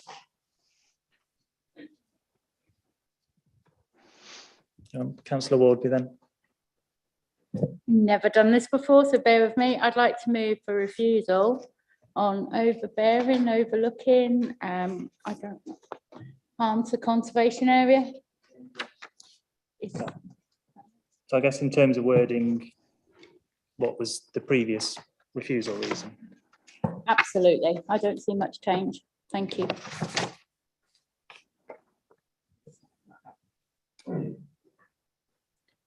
So ask if there's any seconder, councillor Fisher. Our second refusal. Thank you. We should remember that the neighbourhood plan is the statutory development plan. The village design statement is an integral part of that neighbourhood plan. And the village design statement states on page 11, section 11, the existing character and traditions must be appreciated when contemplating new development, whatever its size or purpose. Whilst imaginative and original design encouraged, one must consider its setting. And 14 says contemporary design should complement and be in sympathy with existing building character. Now, there's been another development in my ward, which was a number 12 village, a large house, beautiful house, and very much like his house on plot 2, beautiful architecturally designed house. But it was completely inconsistent with the houses around it being in the centre of the village conservation area. And it was refused by our planning officers. And the reason refused, the proposed development by virtue of its massing design, form, materials and scale would negatively impact on the appearance and character of strengths of conservation area. The proposed development will fail to take the opportunities available for improving the character and quality of an area, would not respect or enhance the local environment, contrary to section 16 of the National Planning Policy Framework. Now, I accept that these houses are well designed, but plot 2 does not fit a conservation area. Admittedly, it's well hidden back, but is not appropriate in a conservation area. And for that reason, that's one of the reasons I would move as second refusal. Thank you. Councillor Melly, I think. Thank you, Chair. Yeah, I agree with the reasons for refusal. I think there's quite a few different parts of the neighbourhood plan and the National Planning Policy Framework that this application contravenes. Paragraph 130 of the NPPF says that development needs to be sympathetic to local character and history. So yeah, it's just the wrong setting for it. And whatever the kind of architectural values of the wrong location. Yeah, I think the neighbourhood plan policy and P3, what public speaker said it, that all development should enhance or at least preserve the character, appearance and open character of the village. And I think all three of those, character, appearance and open nature preservation, are contravened by this proposed development. There's a strong presumption against granting when there's any harm, not just substantial harm. And I think it's been established that there is harm. It's not sympathetic, it is out of character with local style and materials. It harms the setting of listed buildings. It harms the historic nature of the conservation area. I don't know if all committee members are listening. And it harms the openness and spacious character of the village conservation area. Thank you. Thank you. Any further? So got Councillor Crackhill and then I'll come to Councillor Galvin. Thank you, Chair. I mean, obviously we have to decide this on the basis of the planning balance, I think, whether this is going to provide 2 new dwellings, family-sized homes, in keeping with policy, or whether that is outweighed by harm. And I cannot see how that is outweighed by harm. This was turned down last time on the basis of the 2 large houses and the house on plot 2 being a 2-storey house. So to suggest that there is no difference between this planning application and the previous one is a bit hard to get your head around, really, because this is now designed as a single-storey dwelling that is designed to reduce its visibility as much as possible. For me, the ideal would be that the pub retained a bit more green space for its beer garden, but I don't think that would be a reason on its own to merit refusal. So I just cannot see that argument about harm. You know, I don't think any planning policy that we have argues that you cannot have contemporary buildings in a conservation area, that putting contemporary buildings in a conservation area is necessarily damaging. You know, we never build anything anywhere if we said that. And, you know, the heritage, several of the heritage organisations who've submitted comments have made that point. So I could not really support refusal.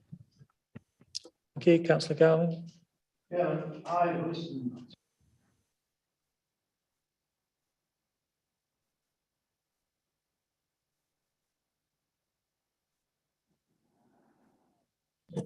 We've got a dodgy job. We've heard about it being a community asset, and I think it's open 3 or 4 nights a week, which suggests to me that you're going to lose this pub in the future. Because if it ain't viable, it ain't going to be run. I've seen, and we've had in front of us on more than one occasion, areas like this that have gone through with planning permission. I do, for a change, agree with Councillor Craggill. Often we're on opposite sides of the fence. This is a large site. It's surrounded by houses. One might argue that it's overdeveloped already. I think perhaps the term is burridge, or I think these were known as lays also. And if you look at the way it's laid out all the way up, they were all, I think, lays on that side of the road. And so I'm with Councillor Craggill. I can't see really any planning reason. I can't even offer, accept a common sense reason for refusing this application, Chair, and I won't support the refusal. Thank you. Councillor Crush. Thanks, Chair. I think I'm again, similar to Councillor Galvin, I'm agreeing with Councillor Craghill for a change.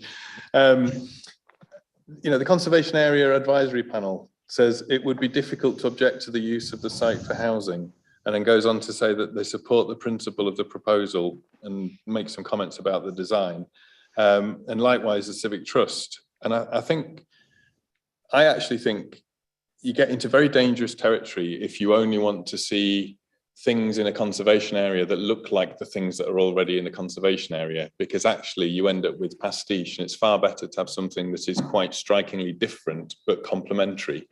And actually my criticism is not of the flat roof modern extension. I'm more concerned with the one towards the front of the plot, which I think isn't perhaps bold enough in terms of its design. I'd sooner see something that was a little bit more obviously different and distinct. I've been sort of thinking this one over quite a lot, because I think I did support refusal last time, and I think I possibly even offered some of the wording when I think members were keen to refuse but weren't necessarily quite clear for why they wanted to refuse. And I felt uneasy after that, and I still feel a little bit uneasy about any grounds for refusal this time around, particularly given the comments that have been made by the Conservation Area Panel and others. We're always going to have this difficult thing with any kind of backfilling, any kind of filling in of land to the rear of buildings. And I think I've said previously, you know, my general gut feeling is not to want to see that happen if we can avoid it, but we avoid that by having decent scale development in other parts of the city, such that these sorts of things are not necessarily required or needed. But I think we're into difficult territory to refuse this, given the planning legislation as it is. And as I say, I think I agree with Councillor Craghill, who has, you know, said the legislation wants us to see more houses built. The Conservation Area Panel wants us to see more houses built. It's difficult to refuse. Thank you. I'll go to Councillor Lomas, and then I hope we can put this to the vote. Thank you, Chair. I am concerned about the status of the neighbourhood plan, and I think that not enough weight has been given to the neighbourhood plan, which should be what governs our decision here. And I'm particularly concerned about issues around size, scale and massing of new buildings, which are referred to in paragraph 5.3 in our packs. And it's quite clear that when you look on the line drawing of the area, that this is one of the last plots on this side of the road that respects the historic layout in terms of size, scale and massing that would have existed in the area. I am aware we need to keep this in balance with the need for housing, but I'm not sure how great the need is for massive £1 million houses. I know that smaller, more affordable houses are far more in need by residents to the west of the city.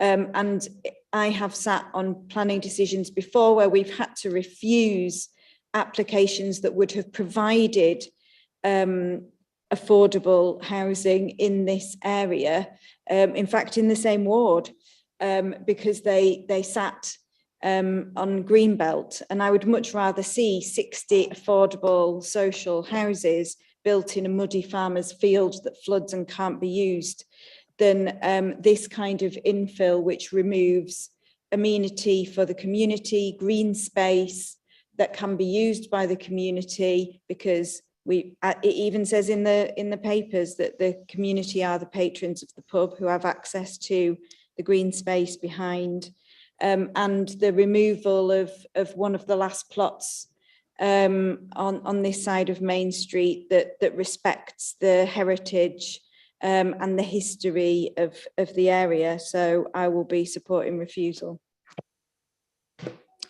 Thank you. Councillor Fisher, very quickly. Can I say at no point did I say that I could not support any development on this site? It's a case of appropriate development. Now, we should remember that somebody has spent an enormous amount of time producing a village design statement. I know this has been done in my ward as well, but I do also know the amount of time it takes to put together a valid neighbourhood plan and get it through to adoption, because I've been on the neighbourhood plan steering group for a long, long time, and it's spent hundreds of hours working on this. If we then say, well, it's a neighbourhood plan, let's forget it. It's very clear what is appropriate in this conservation area according to the actual statutory development plan, the neighbourhood plan and the VDS. And I think would be actually basically saying to people, you've just wasted your time if we were to approve this application. I am not saying there's an appropriate scheme on the site could not be produced, but it needs to be more in keeping with what is around it at the moment to complement it. And I don't think plot 2 particularly does. And I certainly think plot 1 could be reduced in height, perhaps by introducing a slightly different roof scape. But I can't support this. Okay, Councillor Crackhill, I don't want to get back into back and forth debate. We've got a I proposal don't that's really been- want to get into back and forth debate. I just wanted to make a quick comment in response I think needs to be said. I don't think I, or possibly other people as well who are taking the view I've taken, are suggesting that we're not giving weight to the neighbourhood plan. I entirely agree with you about the effort that people make to put to the neighbourhood plan. I think we're giving a different interpretation to what it says in the neighbourhood plan. I think that's the difference. Councillor Galvin. Can I just make a point that I think has been quietly missed? This land is private land. Nobody has the right to go onto that land without permission of the owner. And this talk of the land being a community asset, it ain't. Okay, I'd like to put this to the vote now if we can. Gareth, if you're able to just give us a quick rundown on where we are. Yeah, Chair, I wasn't sure whether there was a second reason for refusal about the about the design of plot 2 that was being put forward. I was unclear because the as moved it. I think we could add a second reason that the massing and scale of plot 1 is also excessive. Okay, so in the update, on that first page, there is the previous refusal reason. And the previous refusal reason states that it's considered that the scale of the proposed dwelling, the dwellings would result in a unduly prominent form of development, which compounded by the rise in land levels from Main Street to the application site, would draw undue attention from outside the site. The proposed layout of the site would also result in the unacceptable subdivision of the historic plot and its overlaying with development of a suburban form. Such scheme harms the character and appearance of the Nether Poppleton Conservation Area, detracts from the setting of the Grade 2 listed Poppleton House, and then goes into not being outweighed by public benefits and the various policies of the neighbourhood plan, the MPPF, and the emerging plan that contravenes. So my understanding is that refusal reason would talk about the scale of proposed dwelling plot 1, specifically in resulting in its undue prominence, compounded by the rise in land levels, and would draw undue attention to the site. The point about the proposed layout of the site resulting in the unacceptable subdivision of the historic plot, is that an issue that members, I'm a school teacherly looking over my glasses, sorry about that. That's still the issue. And then a second refusal reason, which talks about the inappropriate design of plot 2, and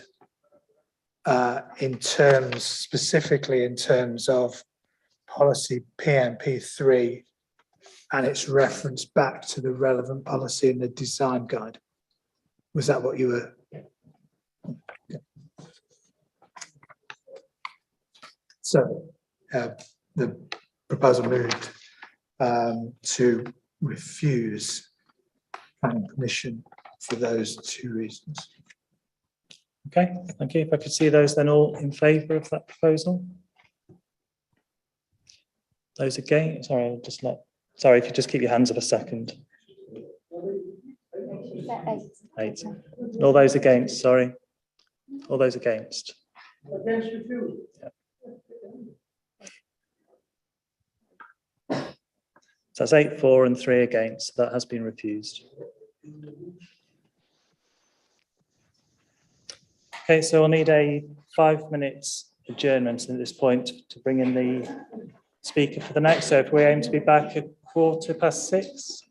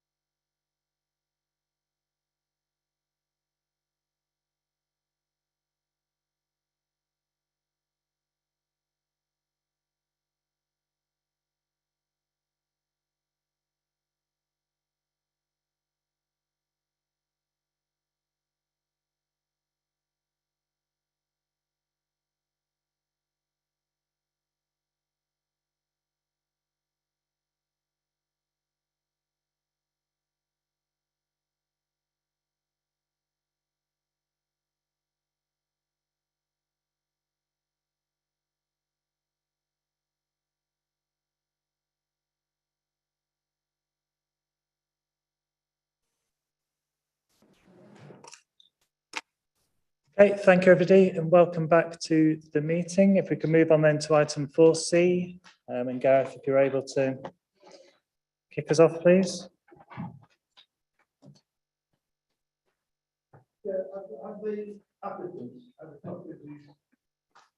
I believe these are from one of the public speakers. Yes, of course, if you've got a spare one.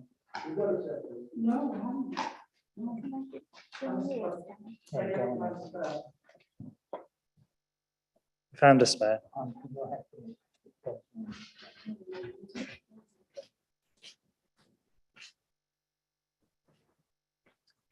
Thank you, Chair. This is another application, which is a resubmission of an application previously refused by subcommittee.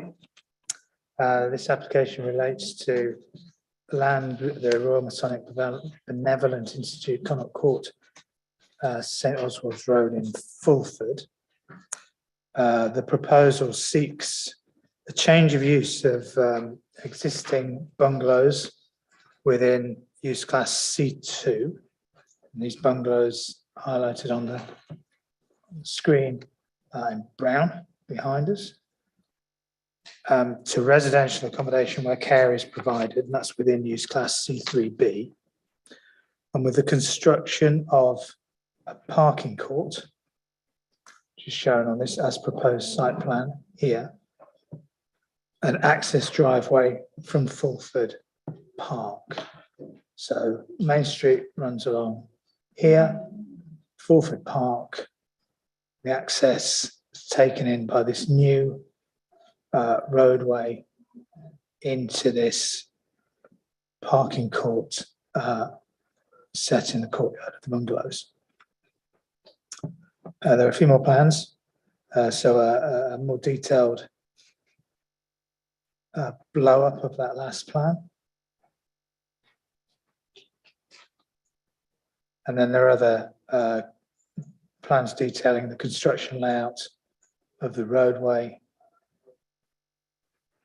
and the new access.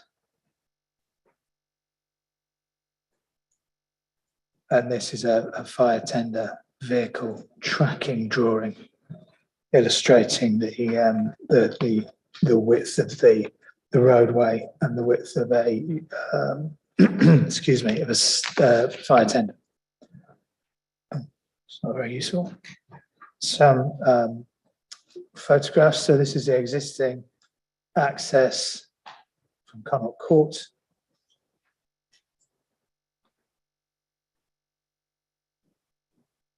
Again, a line of trees forming the boundary. This is a slightly dated photograph. So this is the pathway that runs from Main Street into Connaught Court itself. Here's the bungalows. The access would be over here, the driveway going in between those two trees. These are the two trees which the roadway sits between. So these two.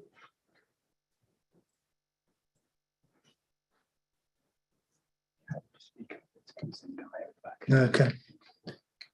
And here's the courtyard of the bungalows. A tree to be removed. Again, this is a slightly old photograph. I think what's been sent around shows it more recent form. And again, the courtyard of the bungalows. This is a continuation of that path that I showed in the photograph, which continues through the site and into the care home itself. There is a Google Street View of date unknown. So Fulford Park, Main Street, the almshouses, Connaught Court care home, the access in this point here through and into the land, the courtyard, for want of another word, in the centre here. There is a update in front of you, additional representation. It is outlined in bullet point form. And there's an amendment to the condition. The drawing I showed of the visibility sprays and the access, that's a late revision with additional details sought by the council's highways officers. And then there's an additional condition 17 for details of refuse and recycling facilities. It is detailed within the planning statement that the refuse and recycling will be centrally managed, but a condition would secure that proposal. Okay, I'll just ask if members have got any immediate questions just on the slides. If you hang on to those for now, we'll come back to them. There's no questions at this point. We'll move on to our public speakers. So our first speaker is, I'll just have to switch it around a little bit because our via Zoom speaker, we're still struggling to get him in, I think. So if Bernard Campbell, if you'd like to make a start.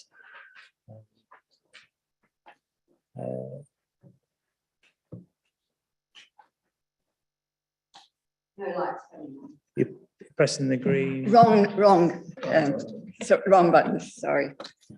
Thank you. And you'll have heard from the previous item, you've got 3 minutes to address the committee. I'll try and give you about a 30-second warning if it doesn't sound like you're imminently sort of winding up. But yeah, if you'd like to make a start in your own time. Thank you. Good evening. I was going to say good afternoon, but it's good evening. My name is Bernard Campbell. I have lived in Fulford Park since 1977 when the houses were built.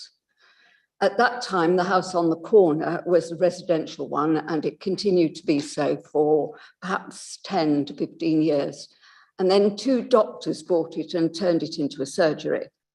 Since then, the number of doctors has increased, the number of patients has increased, as you can imagine. And we expect them to go on increasing because just down the road is Germany Beck, where there are 698 houses being built, and the surgery at Fulford Park is their local surgery. In addition, it has recently become part of the Priory group, and so now patients from other surgeries come from all over York to Fulford Park. There are 7 parking spaces, so everyone parks in Fulford Park. In addition, when there are weddings across the road at the church or funerals, they park in Fulford Park.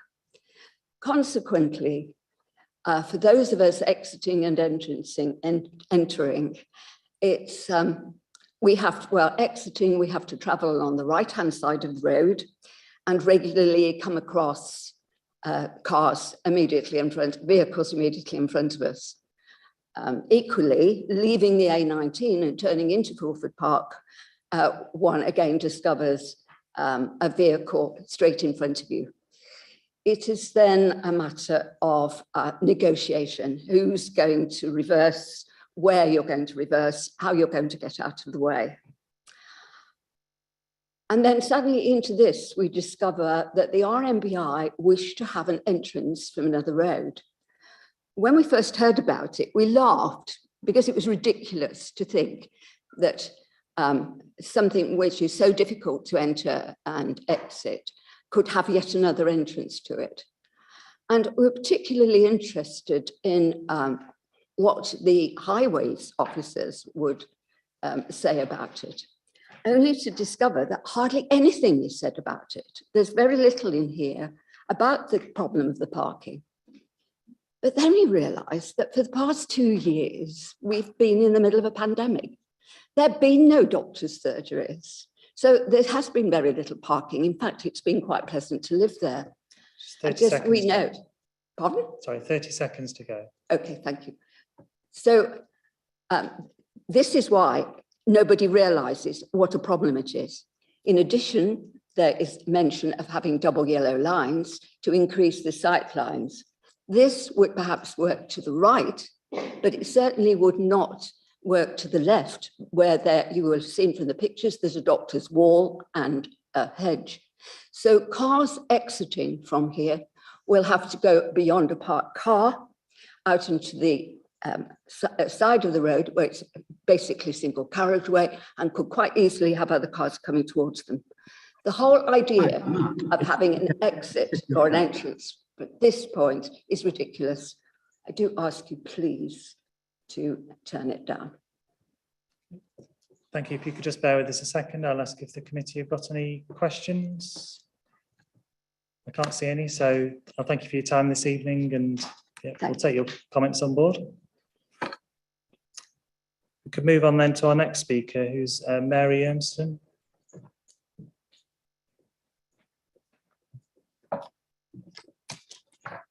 If you'd like to make a start in your own time. Thank you very much. Good evening. I'm speaking as a long-standing neighbour of Connaught Court, and I believe these proposals would urbanise and spoil a beautiful park, as well as harming many of its lovely trees. Clearly, everyone would like to see these bungalows occupied, but there's no evidence that they could only be brought back into use if a car park is provided. The only potential issue is said to be emergency access, but this is a problem that doesn't currently exist. Ambulances and fire engines can simply drive across the grass to the bungalows. This would be easier than having to negotiate a road only 3 meters wide with a gravel surface. So in effect, this proposal would actually create a problem for emergency services, especially fire engines. You will know about the strong presumption against development where harm to heritage is identified as it is here. That presumption can only be overridden if the public benefits clearly and convincingly outweigh the harm. But what are the public benefits of this application? Planning guidance states that benefits should be for the public at large and not just a private benefit. Whilst there will be a gain of 10 market dwellings, this must be balanced against the loss of the 10 bungalows currently in care home use, 2 of which are currently in care home use and have been occupied throughout the, I don't know how many years the rest of them have been empty. So making it easier or more cost effective for an owner to rent or sell his properties is of no benefit to the public, and it certainly doesn't provide the clear justification required by the NPPF. I would also mention that the benefit of the refurbishment was taken into account in 2016 under separate applications, so that can't be counted again either. I feel sure there would be a high demand for these bungalows for older people who would prefer to look out onto a lovely landscape garden with a beautiful tree rather than a car park. But there's no evidence that any marketing has been carried out to investigate whether they could be let to a different client group. So it seems to me that there are no public benefits at all by allowing this damaging scheme to go ahead. Section 16 of the NPPF provides very clear reasons to refuse it, as do policies D2 and D4 of the local plan, and there are other policies as well. Just on the final point regarding the section 106, if this should be approved, I hope it's not, but if it is, please would you ask for safeguards to be written into the section 106 to ensure the bungalows are actually refurbished and brought into use once the damage has been done by building the access and car park. Developers aren't obliged to fully complete their schemes, so there is a danger here that only the harmful aspects will be carried out. And then with the change of use to market dwellings, the door would be wide open for future development of the type that the Conservation Officer and others have warned against.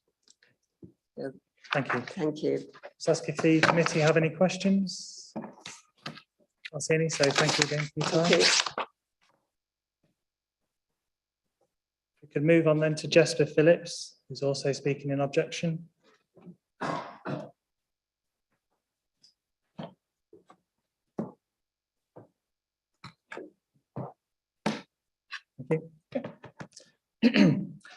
I speak to you as a local resident, a chartered engineer, and most importantly, a father who wants to see Fulford's heritage preserved for future generations. I object to this planning application as it will harm protected trees that have collectively stood for nearly 1,000 years. The value of these trees is established by numerous tree protection orders, by the conservation area designation, and by entries in the National Ancient Tree Inventory. Trees will be harmed through felling, root damage, and proximity, and this revised scheme does not reduce the harm. The road has widened, the courtyard cleared of trees. Excavations are now required for a new gate and fence. 20 years ago, a magnificent copper beech tree was felled in the central courtyard of the bungalows. Due to its importance to the historic landscape, the council insisted on a direct replacement tree. To enable development, this flourishing protected tree will be felled to make way for a car park. The new road will pass through the root protection areas of many trees. These include a veteran hawthorn and a notable sweet chestnut that are both on the national inventory. The 200-year-old sweet chestnut is recognised by the council's landscape architect as one of the most valuable in York due to its size and rarity. Damage can take place during construction, and the design shows that 50 tonnes of gravel will be poured over the roots of this tree, causing irreversible harm. According to Natural England, felling on the grounds of safety is the biggest threat to veteran trees. The area of the trees is currently deemed low risk to people. Building a road under the tree canopies will make it a high-risk area. Any future complaints of dangerous debris or slippery surfaces could lead to applications for felling that would be hard to refuse. The Woodland Trust have stated the standing advice for veteran trees should be applied. This requires a significant buffer zone around the sweet chestnut and hawthorn, which has not been provided. The standing advice says alternatives should be assessed, however, none are mentioned in the officer's report. No mention was made of the access road scheme approved in 2002, linking the existing care home entrance directly to the bungalows. No mention was made of the applicant's own plan for an alternative route. The revised NPPF gives grounds to refuse this application. Section 131 says that trees should be retained wherever possible. And section 180 says that the only exception for harming a veteran tree is a nationally significant infrastructure project. In 2019, the previous application for a road and car park was refused. It was not appealed, which I hope gives you resolution to refuse again. 30 seconds, thank you. So in summary, this revised application should be refused as the harm to trees and heritage will be irreversible. It does not comply with the NPPF, and importantly, the viable alternatives haven't been explored. Thank you. Just if the committee have any questions? Can't see any, so thank you for your time this evening. If we can move on then to Councillor Aston. Councillor Aston.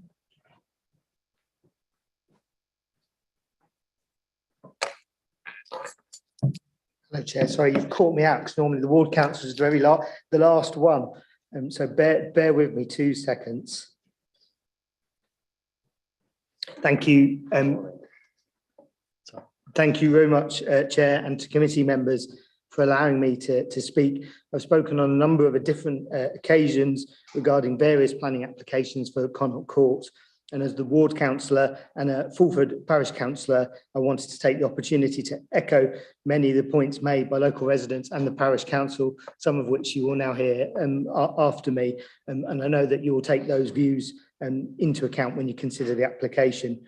Primarily, a very similar application was refused after consideration by the Area Planning Committee.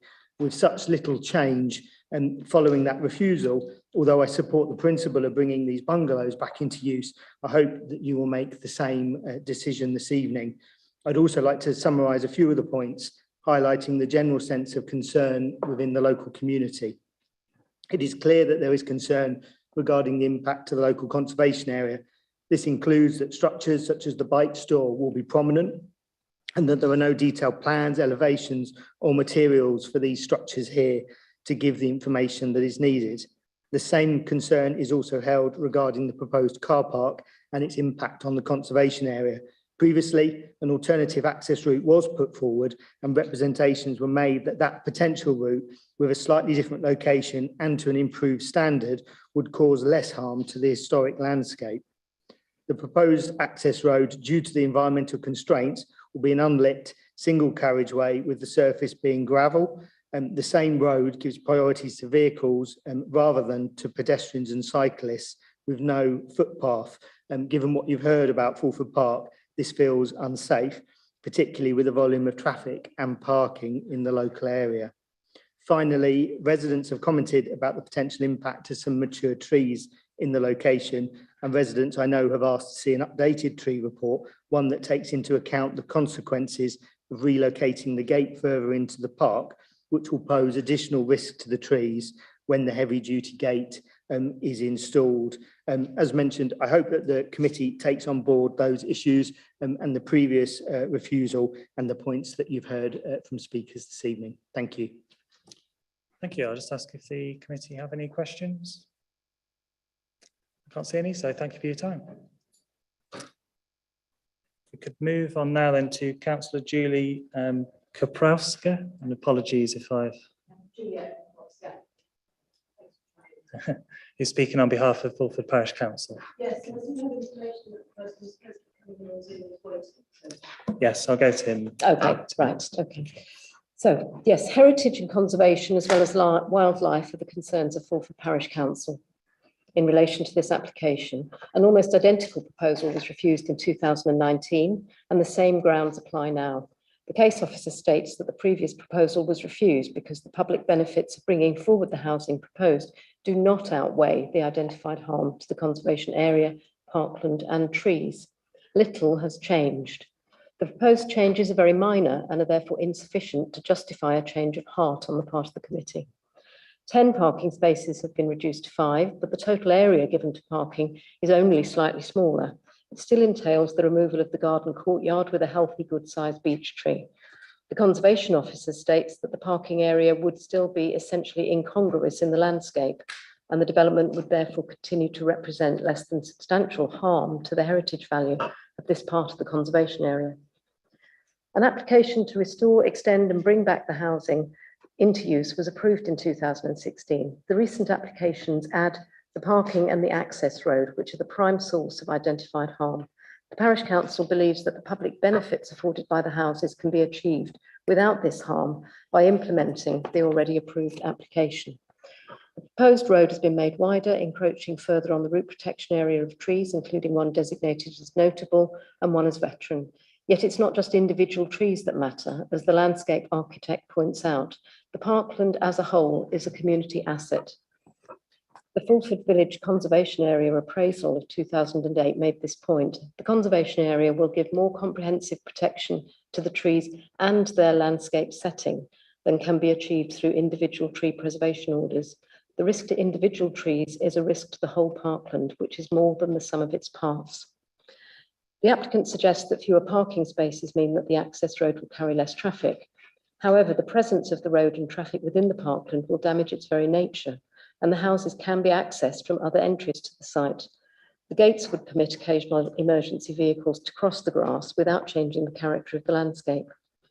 The Parish Council supports the case officer's concern that the proposed scheme might lead the applicant to seek further development of this exceptional green space, but predictions about possible future activity are not needed to recognise that the proposed scheme itself damages the heritage value of the landscape, which affords long views from Main Street and Fulford Park. The conservation area appraisal described it as a private oasis of peace and tranquility, a characterisation that's incompatible with the comings and goings of vehicles. Finally, the access road also slices through a green wildlife corridor, which conflicts with local plan policy guidance concerning the green infrastructure network, and once lost, is only reinstated with great difficulty. Thank you. I'll just ask if the committee have any questions at that point. I can't see any, so thank you for your time. If we could try then Mr. Ray Haddock, if you're able to hear me, I think you're joining us via Zoom. If you could let us know if you're there or not. Yes, I'm here. Thank you. So I'm sure you've been told already, but you've got 3 minutes to address the committee. And if you could just hang on the line at the end, I'll just ask if there's any questions the committee would like to ask. But if you'd like to make a start in your own time. Okay. So I'm here again, like many of the other speakers, in relation to this application. And I think, as other speakers have said, the application is not substantially different to the previous refused application, which leads me to question the motivations behind this further application. It's also important to note, as before, there are two different and conflated applications containing what is presented as one. And as the development of the bungalows is long overdue, would more likely get support, connecting this element to road access must have another purpose. So the two applications are the change of use of the bungalows, including car parking, and permission to create an independent access to the bungalows from a road that does not currently provide access and which would impact on green space. In relation to the change of use, the bungalows appear to have been deliberately left empty and neglected for many years, thus depriving the locality of housing. There is no reason the bungalows could not have been developed already without any other changes to the site, and other speakers have already pointed this out. Access to these bungalows has been provided from within the site for decades. There is no justification to change this for their stated purpose. The almshouses, after all, are all occupied with no parking immediately outside the properties. The rationale for having car parking for carers does not stand up to serious consideration, as even if they have a short walk to the bungalows, this is of no consequence and even supports creating a healthy environment by encouraging walking. Therefore, the addition of a road access can only be for an unstated purpose.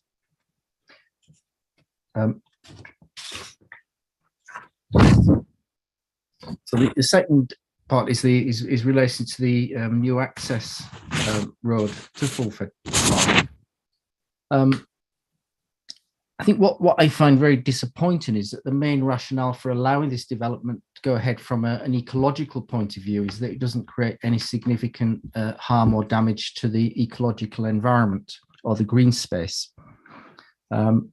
So apart from there being no justification for new access across the park, and this development will have an impact on the trees with protection orders and destruction of green space suitable for wildlife.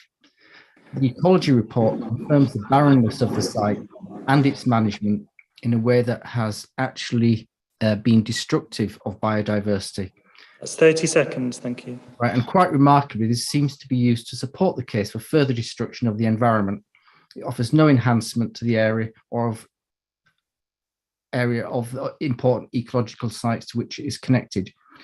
York City Council has declared a climate emergency some years ago. Since that time, science has shown the last 7 years to be the warmest in recorded history, both on the Earth's surface and at the sea. CO2 levels have continued to increase, and there is evidence that the Earth is undergoing mass extinction. All of these caused by human activity. This planning proposal by RMBI further adds to the crisis and appears to be a continuation of an environmentally destructive path that is of no benefit to the local community or the planet. Thank you. Who actually has to bear the cost. Okay. The committee, thank you. Nature has a choice in the matter. Thank you. If you could draw to a close there, sorry.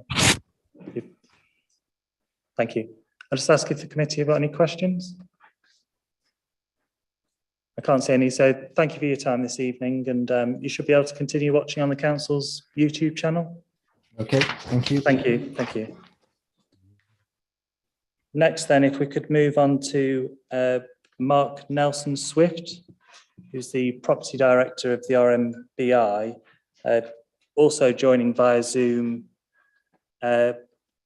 with several sort of colleagues to answer questions. But I think also on Zoom, we've got Pauline Hunter, who's the Regional Care Operations Manager for RMBI, and Guy Morrison, who's the arboricultural consultant, also joining via Zoom. And in person, we've got Philip Holmes, who's the agent. So if I could ask if Mark Nelson Swift is with us. Yes, can you hear me? Just about. I'm just going to ask if there's a way of making you I'll loud. put it close. That's better. Okay, fantastic. Right. My name is Mark Nelson-Smith. I am the property director at the Royal Masonic Benevolent Institution, which owns and operates 18 care homes nationwide, including Connaught Court. RMBI is part of one of the largest charities in England and Wales. The objectives of the charity are not confined to benefiting Freemasons, and as well as providing registered care, we also support local medical charities and local communities. Firstly, I'd just like to counter some of those arguments, which I don't think have really moved on since we sat down just over 2 years ago. We have made changes since the previous application, which I'm sure Philip will talk about in the questions. And if we had have occupied those bungalows after the last committee meeting, those residents would have been very isolated over COVID. I think COVID will have shown everyone how isolated you can become, and it's not about the care workers getting to the bungalows. It's about the residents of the bungalows having a life and being able to do everything they can do. And by doing that, they need to be able to walk 5 steps to get into a taxi rather than 95 metres to get to the main road. But if I get back to my paper here, the fundamental aim of the proposals is to bring the 10 bungalows at Connaught Court back into use as housing for older people. The majority have now been vacant for 15 years and all are in need of significant renovation. However, it is not possible for the bungalows to be reoccupied in association with the care home. The RMBI is registered as a care provider for care homes and not domiciliary care. Our provision of care applies to individuals requiring full 24-hour support, which cannot be extended to the bungalows for staffing and operational reasons. Registration for provision of domiciliary care by the RMBI is not an option, as the small number of bungalows make this economically unviable. The bungalows need to be brought into sustainable use. We must repurpose them, and independent of the care home. They have been stood there for 50 years. So if you were to build a scheme like that in today, you would require a car park. Really, it's as simple as that. The RMBI wishes to make the significant investment of £500,000 to bring the bungalows back up to standard. The use is in accordance with the purpose for which they were originally constructed and our charitable objectives. Crucially, it is also compatible with the bungalow's sensitive proximity to the care home, which provides high dependency care, including for those in need of dementia and end-of-life specialist care.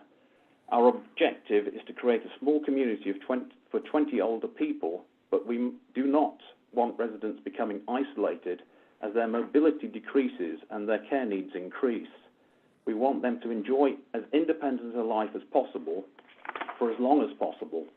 The site is relatively close to local services and bus routes, and there is a short stay parking on Main Street, but this does not negate the need for older residents to have a close vehicular access and setting down point, allowing for pharmacy and grocery deliveries to the door, collection of medical appointments, shopping and social trips, access for ambulances, preventing the need to walk the 95 metres to the main street. Able to wrap up now, please? Yes, the proposals for the gravel surface drive and small car parking area will allow the bungalows to become homes again and contribute to meeting the significant need for elderly housing. And thank you for your time. I would welcome questions now, along with my colleagues Pauline Hunter, Guy Morrison from Enviroscope and Philip Holmes. Thank you. And I'll just ask the committee, do you have any questions? And if you do have any questions, perhaps who you'd like to address it to. So, Councillor Galvin. Three questions, Chair. Who will be eligible to rent this property? What or if will any of the property be up for sale? And have you consulted on, if you've seen it, a suggested alternative route by the objective? I can take two of those, and Philip, if he takes the third one. The properties will be rented on affordable rents. I think all of the properties would be rented on affordable rent, so that's 80% of market rent. Who would rent the properties? Well, we would agree with the council that 2 of those properties we would take from the council's list, but the others would be on a first come, first served basis, although we would look really for local residents to move in there to free up local housing. So quite happy to do that. But the third point, if Philip can step in. Will there be any for sale? There won't be any for sale. No, we would never sell properties that close to the care home. It's all open plan. There would be no fencing. It would all be on sort of a service charge type basis where all the estate is already managed. Thank But you. obviously on a short hold tenancies, they don't pay service charge, but that's how it would sort of work. But we would cover all those costs. Thank you. Perhaps Philip on the last point. On the alternative access, there's a couple that have been referenced. There was a historic permission which was approved in 2002, which was for emergency service access only. That route came from the existing car park, which is just at the top of the picture there, and the route was aligned close to it's the southern boundary of the existing facility, but on the left-hand side where there's a line of trees there. It was required because emergency services, this was at the time when the bungalows were occupied, said that there was no suitable emergency access for those occupiers. The route now goes along the line of those trees. It was approved prior to this area being designated and included to being in the conservation area, which happened in 2008. I don't think it was assessed in any detail in terms of the viability or the tracking for emergency service vehicles as well as fire tenders, or assessed against impacts on trees. It had no setting down point and didn't reach the bungalows as is now, and had a 3-metre slope from side to side on the road. I don't know whether that was ever viable, but obviously it was never implemented. And I think since then, Mark can confirm there's been development on the side of those buildings where there's a sensory garden for some of the more vulnerable occupants of the care home. So I don't think the 2002 permission is viable in any way. There was also an application in 2016 at the same time as the refurbishment, as the application for the refurbishment of the bungalows. That came from the same access as the current application, following the same route, except it had a larger car park to the east and outside the courtyard of the bungalows. That application was submitted at the same time as the applications for refurbishment of the bungalows. It's always been the consistent aim of the RMBI to have an application and approval for refurbishment of the bungalows alongside a suitable access. That application for that access was withdrawn in 2017 after it was not supported by council officers, who probably rightly decided that there weren't the public benefits of weighing in favour of that application against the greater harm to the conservation area. And that's really the position we've been in since 2016 in trying to achieve that access from that application that was withdrawn, minimise impacts onto the conservation area, have the parking area, set down area within the courtyard to minimise that impact on conservation area. Okay. I think, sorry, I don't want to go on, but there was a third option, which I think the objectives were also referring to, which is on this brochure sheet, which shows an alternative route, again, from the existing car park of the facility, which comes all the way through the grounds from top to bottom of that image there. It's not suggested by us. We've shown that to illustrate that that would have clearly, in our view, a much greater impact adverse impact on the conservation area in terms of the length of that access and impacts on the parkland. Sorry, I took a long time to get there then. Sorry, Councillor. Okay. Any further questions? Councillor Crackhill?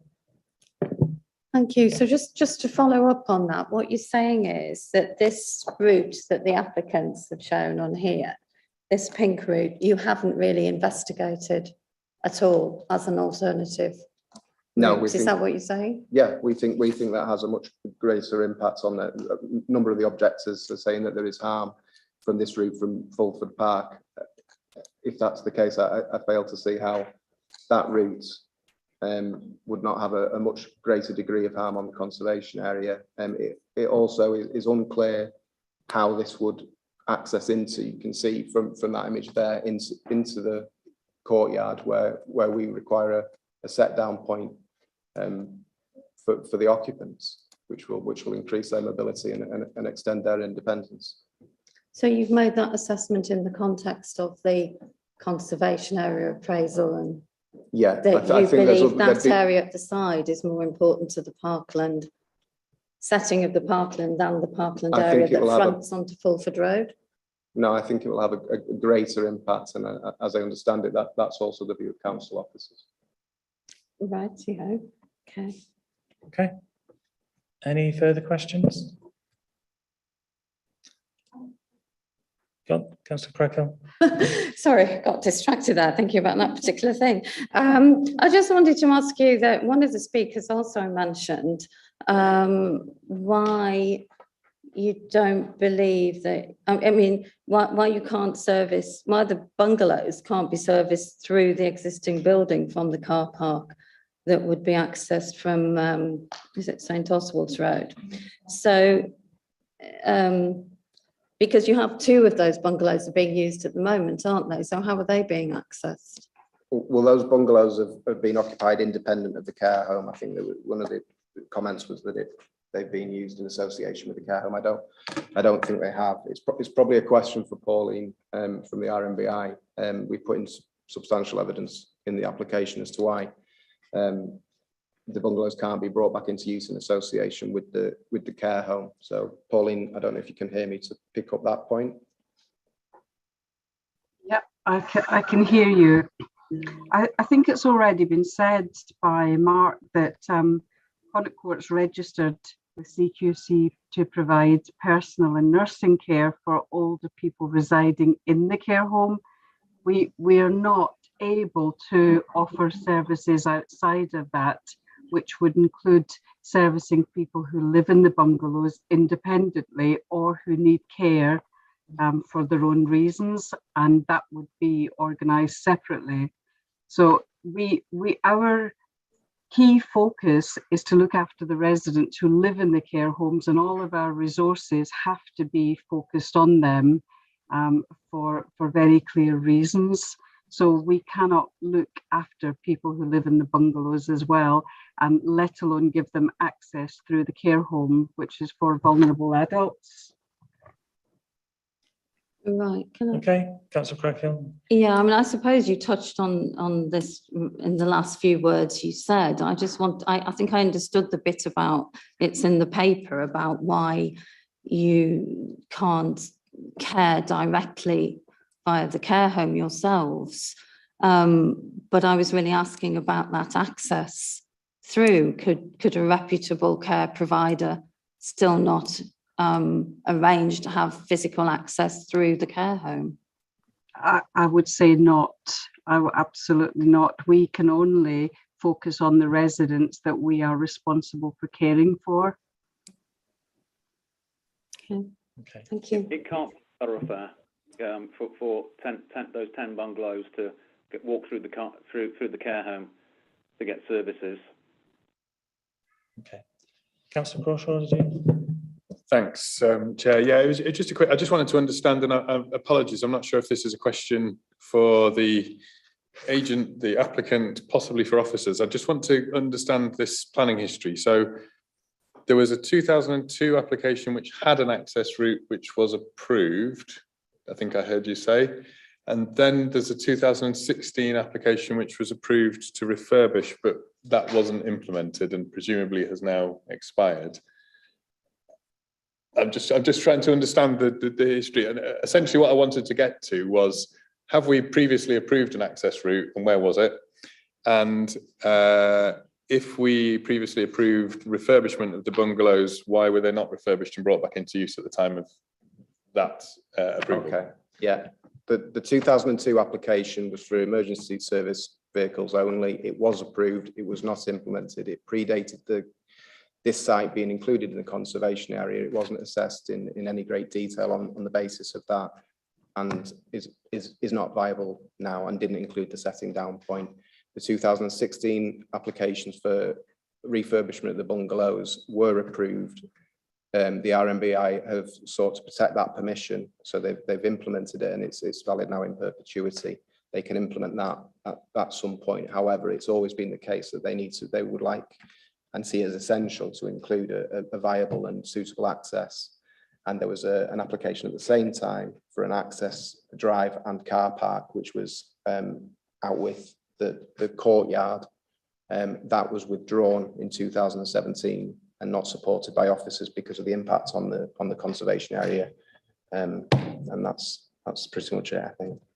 So if I may, just so I completely understand that 2016 one then, because clearly 8 of these 10 bungalows are not in use and haven't been occupied since 2006. So when you say it was implemented, my understanding would be that you've partially we made a meaningful start some, for that to be, but haven't continued with the rest. No. So again, just from an understanding point of view, what's the reason why the remainder of that approved refurbishment program hasn't continued? Has there been because the RMBI see as essential to provide an access? So the access is the key part to be able to. Two sides of the same coin, absolutely. Okay, thank you for the clarification.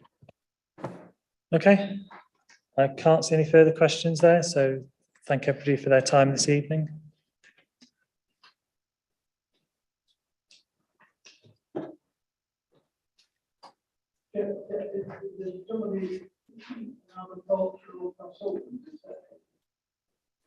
I think there was.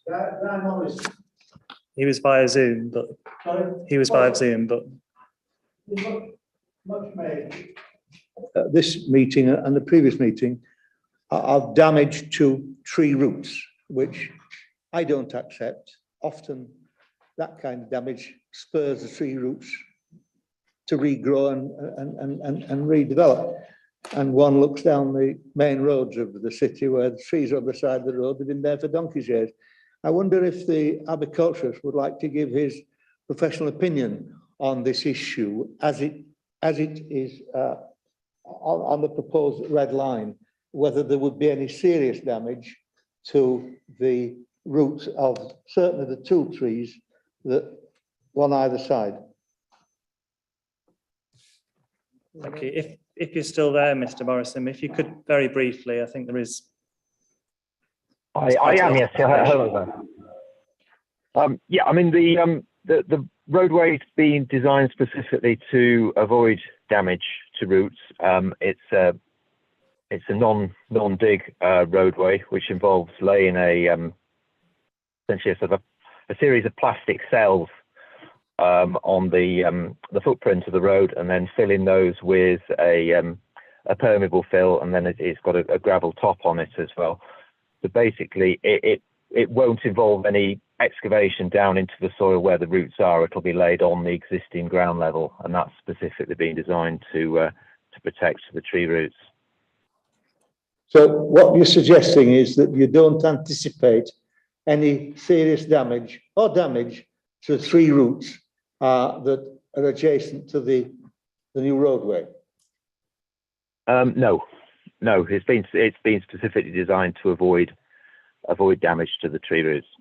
Thank you. Okay, thank you. I'll try again. I think. Sorry about that, Chair, but I'd lost track of. Thank you all for your time this evening. So that's the end of our public speaking. If we then move on to questions to officers, and so Councillor Wardley, then Councillor Fisher, Councillor Crawshaw. Thank you, Chair. So this, obviously this picture has been given to us recently. And it was touched on by the last speaker. He said that he didn't think that the alternative route was, it was more like detrimental to the conservation and the trees. And is that the view of the officers? And is it something we can look into and maybe go to defer if we're mindful of that?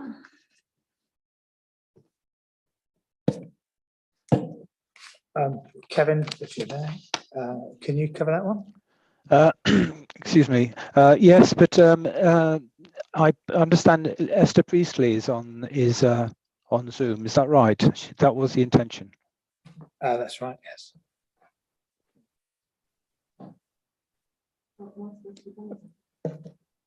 Have you passed the ball on that one, Kevin?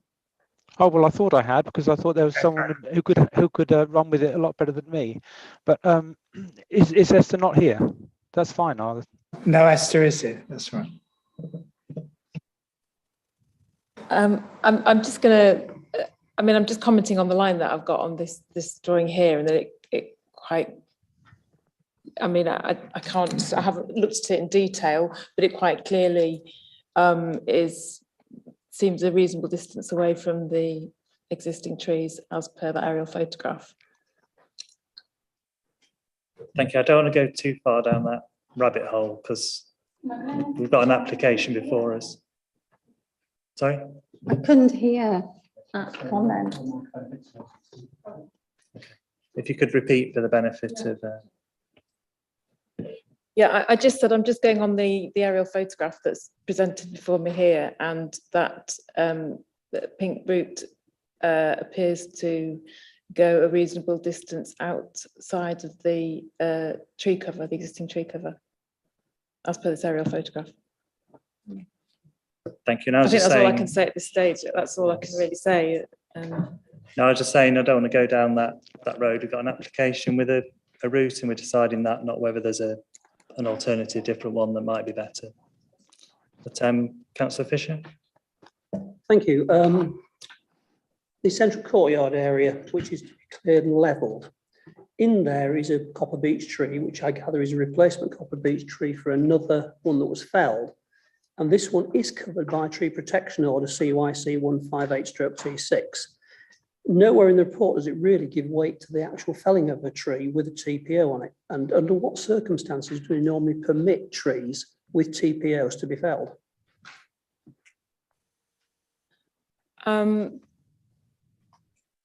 Well, the tree officer responsible for the tree preservation orders would really only permit felling of a TPO tree if there were reasons, arboricultural reasons. So the felling of a TPO tree within a planning application, that's slightly different in that it's the whole picture and it's for others to decide, if that makes sense. Thank you. Thank you. So, Chair, the issue there is the planning balance of the loss of the tree, the impact of that access way balanced against the bringing into use of those bungalows. So it's the whole of the consideration, rather than necessarily the isolating and one particular issue. Councillor Crawshaw. Thanks, Chair.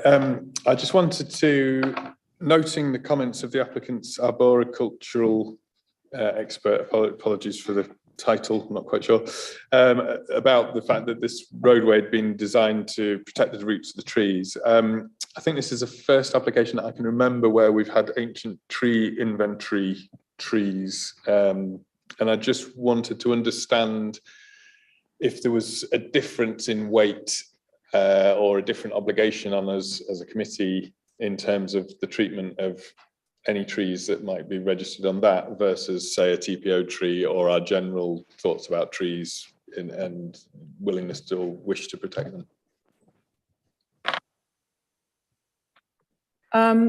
The two often sort of reflect each other. So if a tree, I mean, we talked about the sweet chestnut being a notable tree, and in the tree survey, it's given category A, which is a high immunity value. So the two sort of recognise each other. But I suppose the more recognition there is, then it's just sort of you know, made more apparent. So I don't think it doesn't give it necessarily any more weight, but and there's talk about veteran trees needing a buffer, but the sweet chestnut isn't actually decided to be a veteran tree, it's a notable tree. So it's all to do with sort of guidance, like the British standards will give you sort of guidance of what protection is advisable for certain categories of tree. Does that help? Yeah, I think so. So if I've understood correctly, it would be similar to when we get a category A, category B, category C, and we might make a judgment of saying, well, actually, there's no category A trees lost, but there are 3 category Bs, and we think that overall the weight of that is this amount, or we might do a slightly different planning balance. But what you're saying is that the fact that it's registered on the ancient tree inventory doesn't necessarily mean that we have any further obligation in terms of any statutory obligation or anything like that. It's just about a descriptor of the tree, and then we afford it the weight that we think we should within the planning balance. Yes, because if it was a veteran tree or an ancient tree, that's a different category in terms of protection. An ancient tree has increases the value of the tree, but none of the trees on this site are categorised as ancient.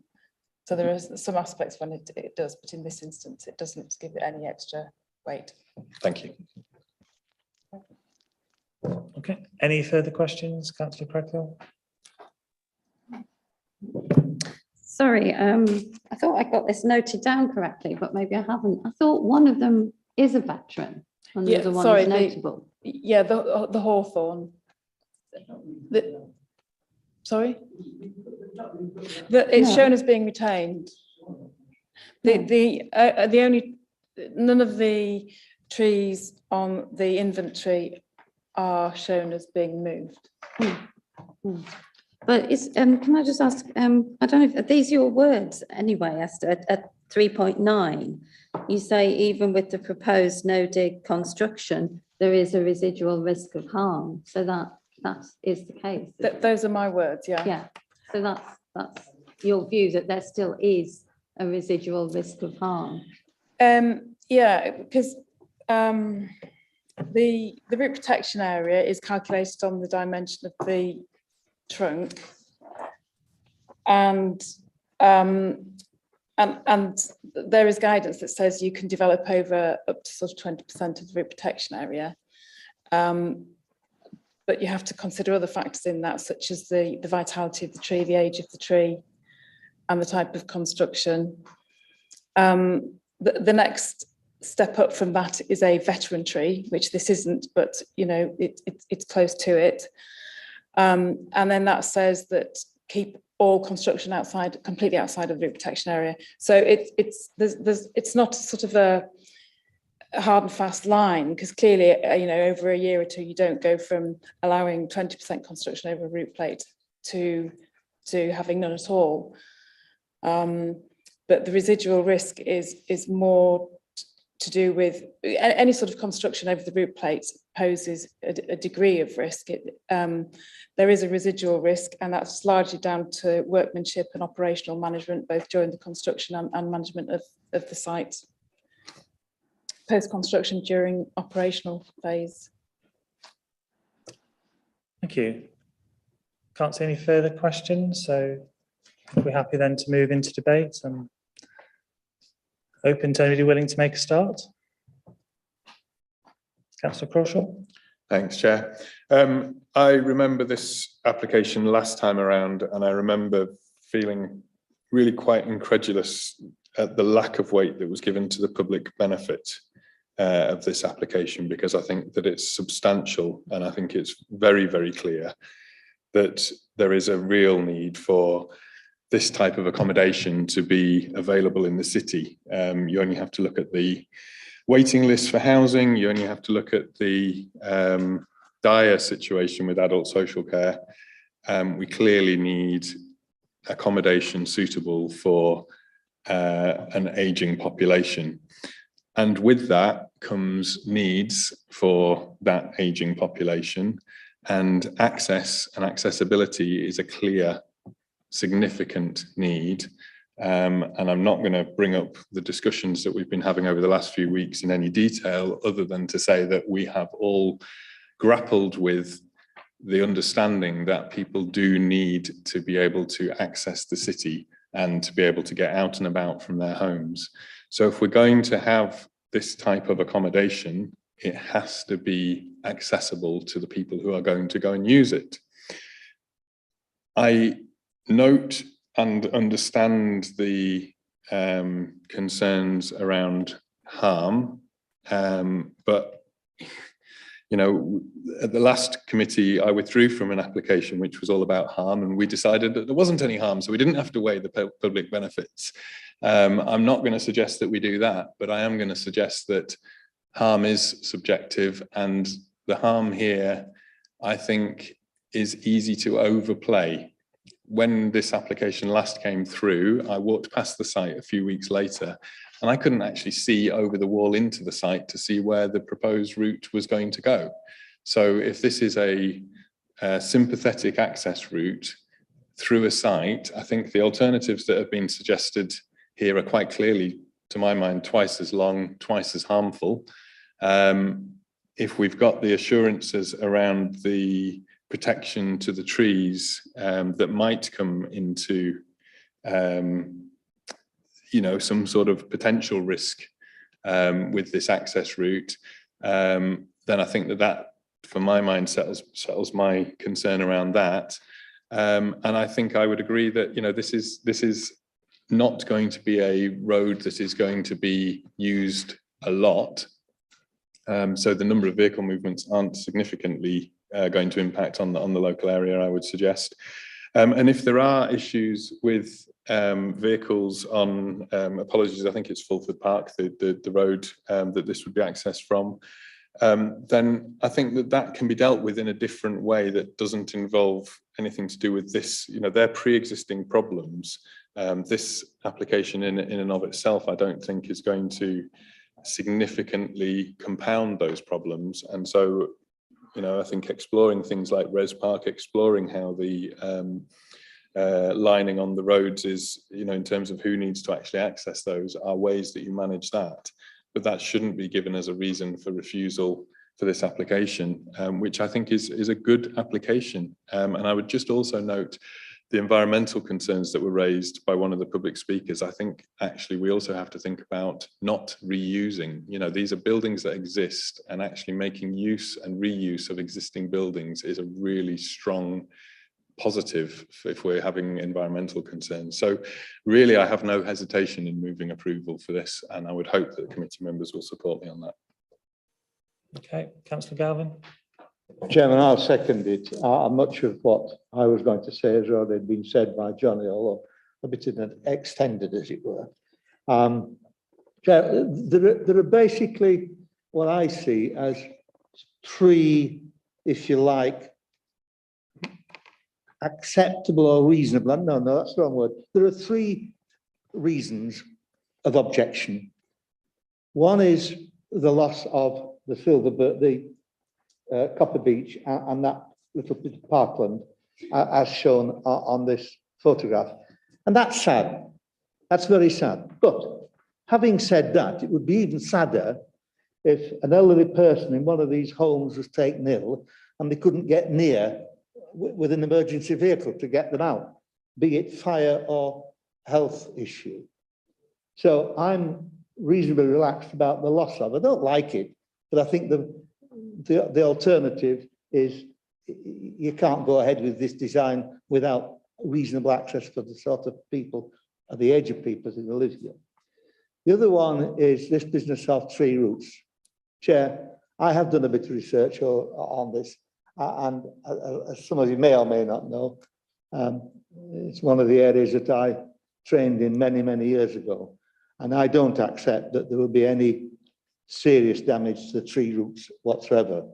What tends to happen, if any damage does occur, given that the other side's okay, then the tree attempts to replace it or replace the damaged root. But I don't accept there'll be any damaged root. And I do take the point of this sort of residual possibility, but I think it is a very small possibility. The big one, the biggie really, is this question of access onto Fulford Park and the access out onto the main road. And we're not going to be able to resolve that very easily.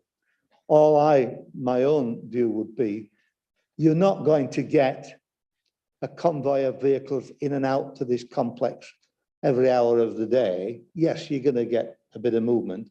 And I don't know how many houses there are on Fulford Park, but it probably only would take a couple of people to buy a second or a third car, a few houses, and you'd probably have the same problem anyway. So I'm quite pleased to second the motion because, Chair, we need this kind of accommodation.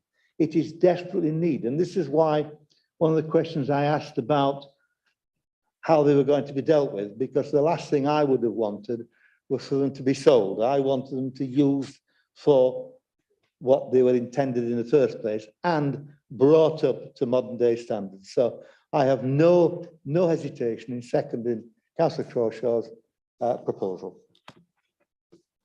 Thank you. I'll move to Councillor Wardley and then Councillor Lomas. Thank you, Chair. I don't think I can support this. I have concerns about the route to the access, and that's why I wanted to bring the other idea up. But yeah, so I won't be supporting this at all. Thank you. Thank you, Councillor Lomas. Thank you, Chair. I support the proposal that's been made. I just wondered if there was a condition that we could add about the affordable rent, because that was clearly something that has been promised. But if we don't have a condition, we can't hold anyone to it, can we? No, and the reason for that in the recommendation is that our policy cuts in at 11 dwellings, this is 10. So we don't have any policy backing to do that.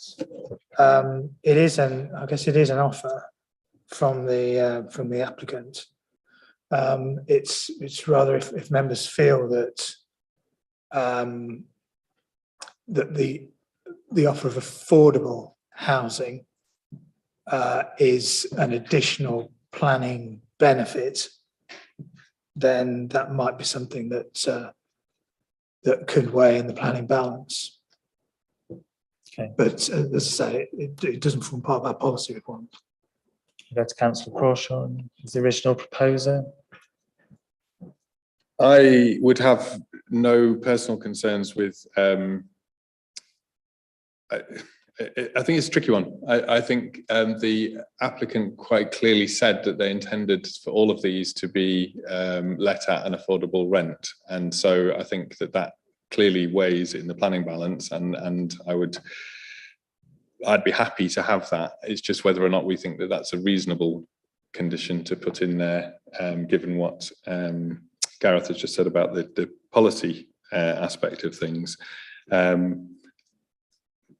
I wouldn't mind having it there. I wouldn't mind it being an informative, that it's an understanding that part of the weight of the planning approval is that there's an understanding that the applicant has offered that these would all be let on an affordable basis, because I think that's different than the policy, which would only ask for one or two to be let on the affordable basis. Would that be perhaps an informative? Obviously, it's an offer that's been made very publicly, so I guess there's a reputational risk anyway in not then following through on that, but giving it an informative is a hook.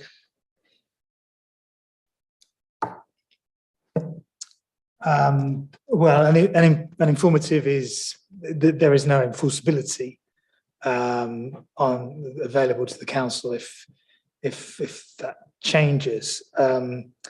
It's a matter for members. I mean, it's not a policy requirement that we would come. If this was 11 dwellings, we would say that, you know, there's a 20% affordable housing requirement here, and that's been secured or not been secured. So it's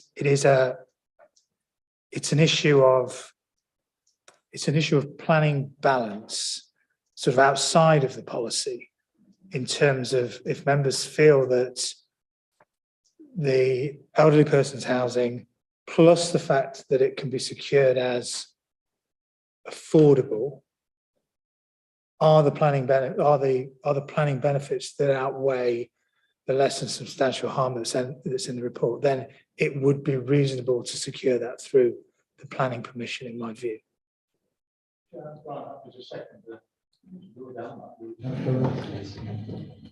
I'm quite happy to go down that route if what Gareth is saying that we can possibly do that. In which case, I'm happy to accept that. I'll take that as the point we're at the moment then. Councillor Fisher? Chair, there are three parts to this application, and the first part, which is the bringing these buildings back into use again, I don't see how I could possibly have any objection to that whatsoever. I think it's very important that we do so, but at what cost? Now, I accept the access road. You can probably build it with a no-dig system, which will not harm the tree root systems, but there's the risk of cars veering off. If you get to, it's only 3 meters wide, you get cars veering off and hitting one of them or damaging the bark. I mean, I think there could have been a better access route, and I think that should have been explored, but it hasn't been. But the area that I have real concerns about is the putting that car parking area in that courtyard and the chopping down of a tree. On that basis, I cannot support this application because I think that is akin to environmental vandalism, and I think they should have explored putting the car park in a different location where it wouldn't have had an effect on the actual central courtyard. I mean, will the Crescents want to look over a tree with landscaping around it and a nice raised grassed area, or they want to look at a car park full of cars? No, I'm sorry, I can't support this as it stands. I'm very in favour of the principle, but I think the details haven't been thought through well enough at all. Thank you. Councillor Orrell? Looking back at why it was refused last time, that the public benefits of bringing forward the housing proposed do not outweigh the identified harm to the conservation area, parkland and trees. And I don't think that's been addressed in the current application. Nothing very much has changed from what was refused previously. I agree with Councillor Fisher that it is imperative that the houses are brought back into use, but not with this application. They've got the permission is there to refurbish the bungalows, but it hasn't been put into practice. Okay, I can't see Councillor Crackhill.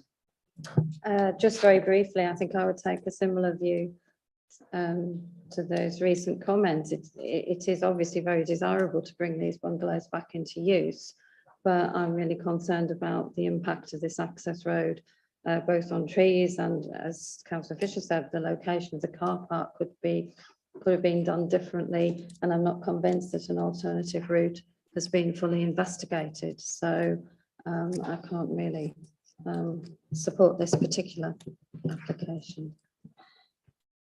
Okay, Councillor Crawshaw. I would just comment that if we are talking about accommodation for elderly and potentially infirm people, you cannot have that kind of accommodation which does not have disabled vehicle access. And that disabled vehicle access cannot be 5, 15, 25 meters away. It needs to be to the door. That's the only way that you will get those types of accommodation coming back into use. So you can sit there and say you want to see it happen, but the only way that it will happen is with disabled vehicle access to the door. It doesn't happen in a different way. Chairman, I've recently become a pusher of wheelchair, and Councillor Crawshaw is absolutely right. And I've learned in the small short time I've been pushing a wheelchair what the problems are everywhere in pushing a wheelchair. He's dead right. I'd rather see the tree cut down and the thing levelled than somebody die because they couldn't get them out into emergency vehicle, or somebody stuck in the home and can't get out, because they wouldn't get out, you know. Okay. I think we've reached the point where we can put this to the vote. So, Gareth, if you're able to.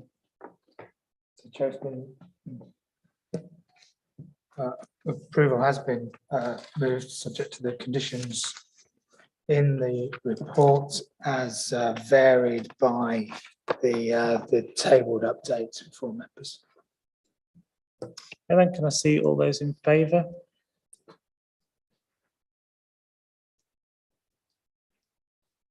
Just keep your hands up a second. Okay, all those against?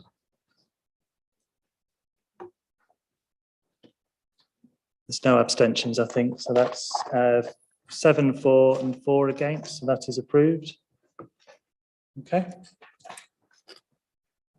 Thank you, everybody, for your time this evening, but there's no urgent business on the agenda, so I'll draw the meeting to a close there.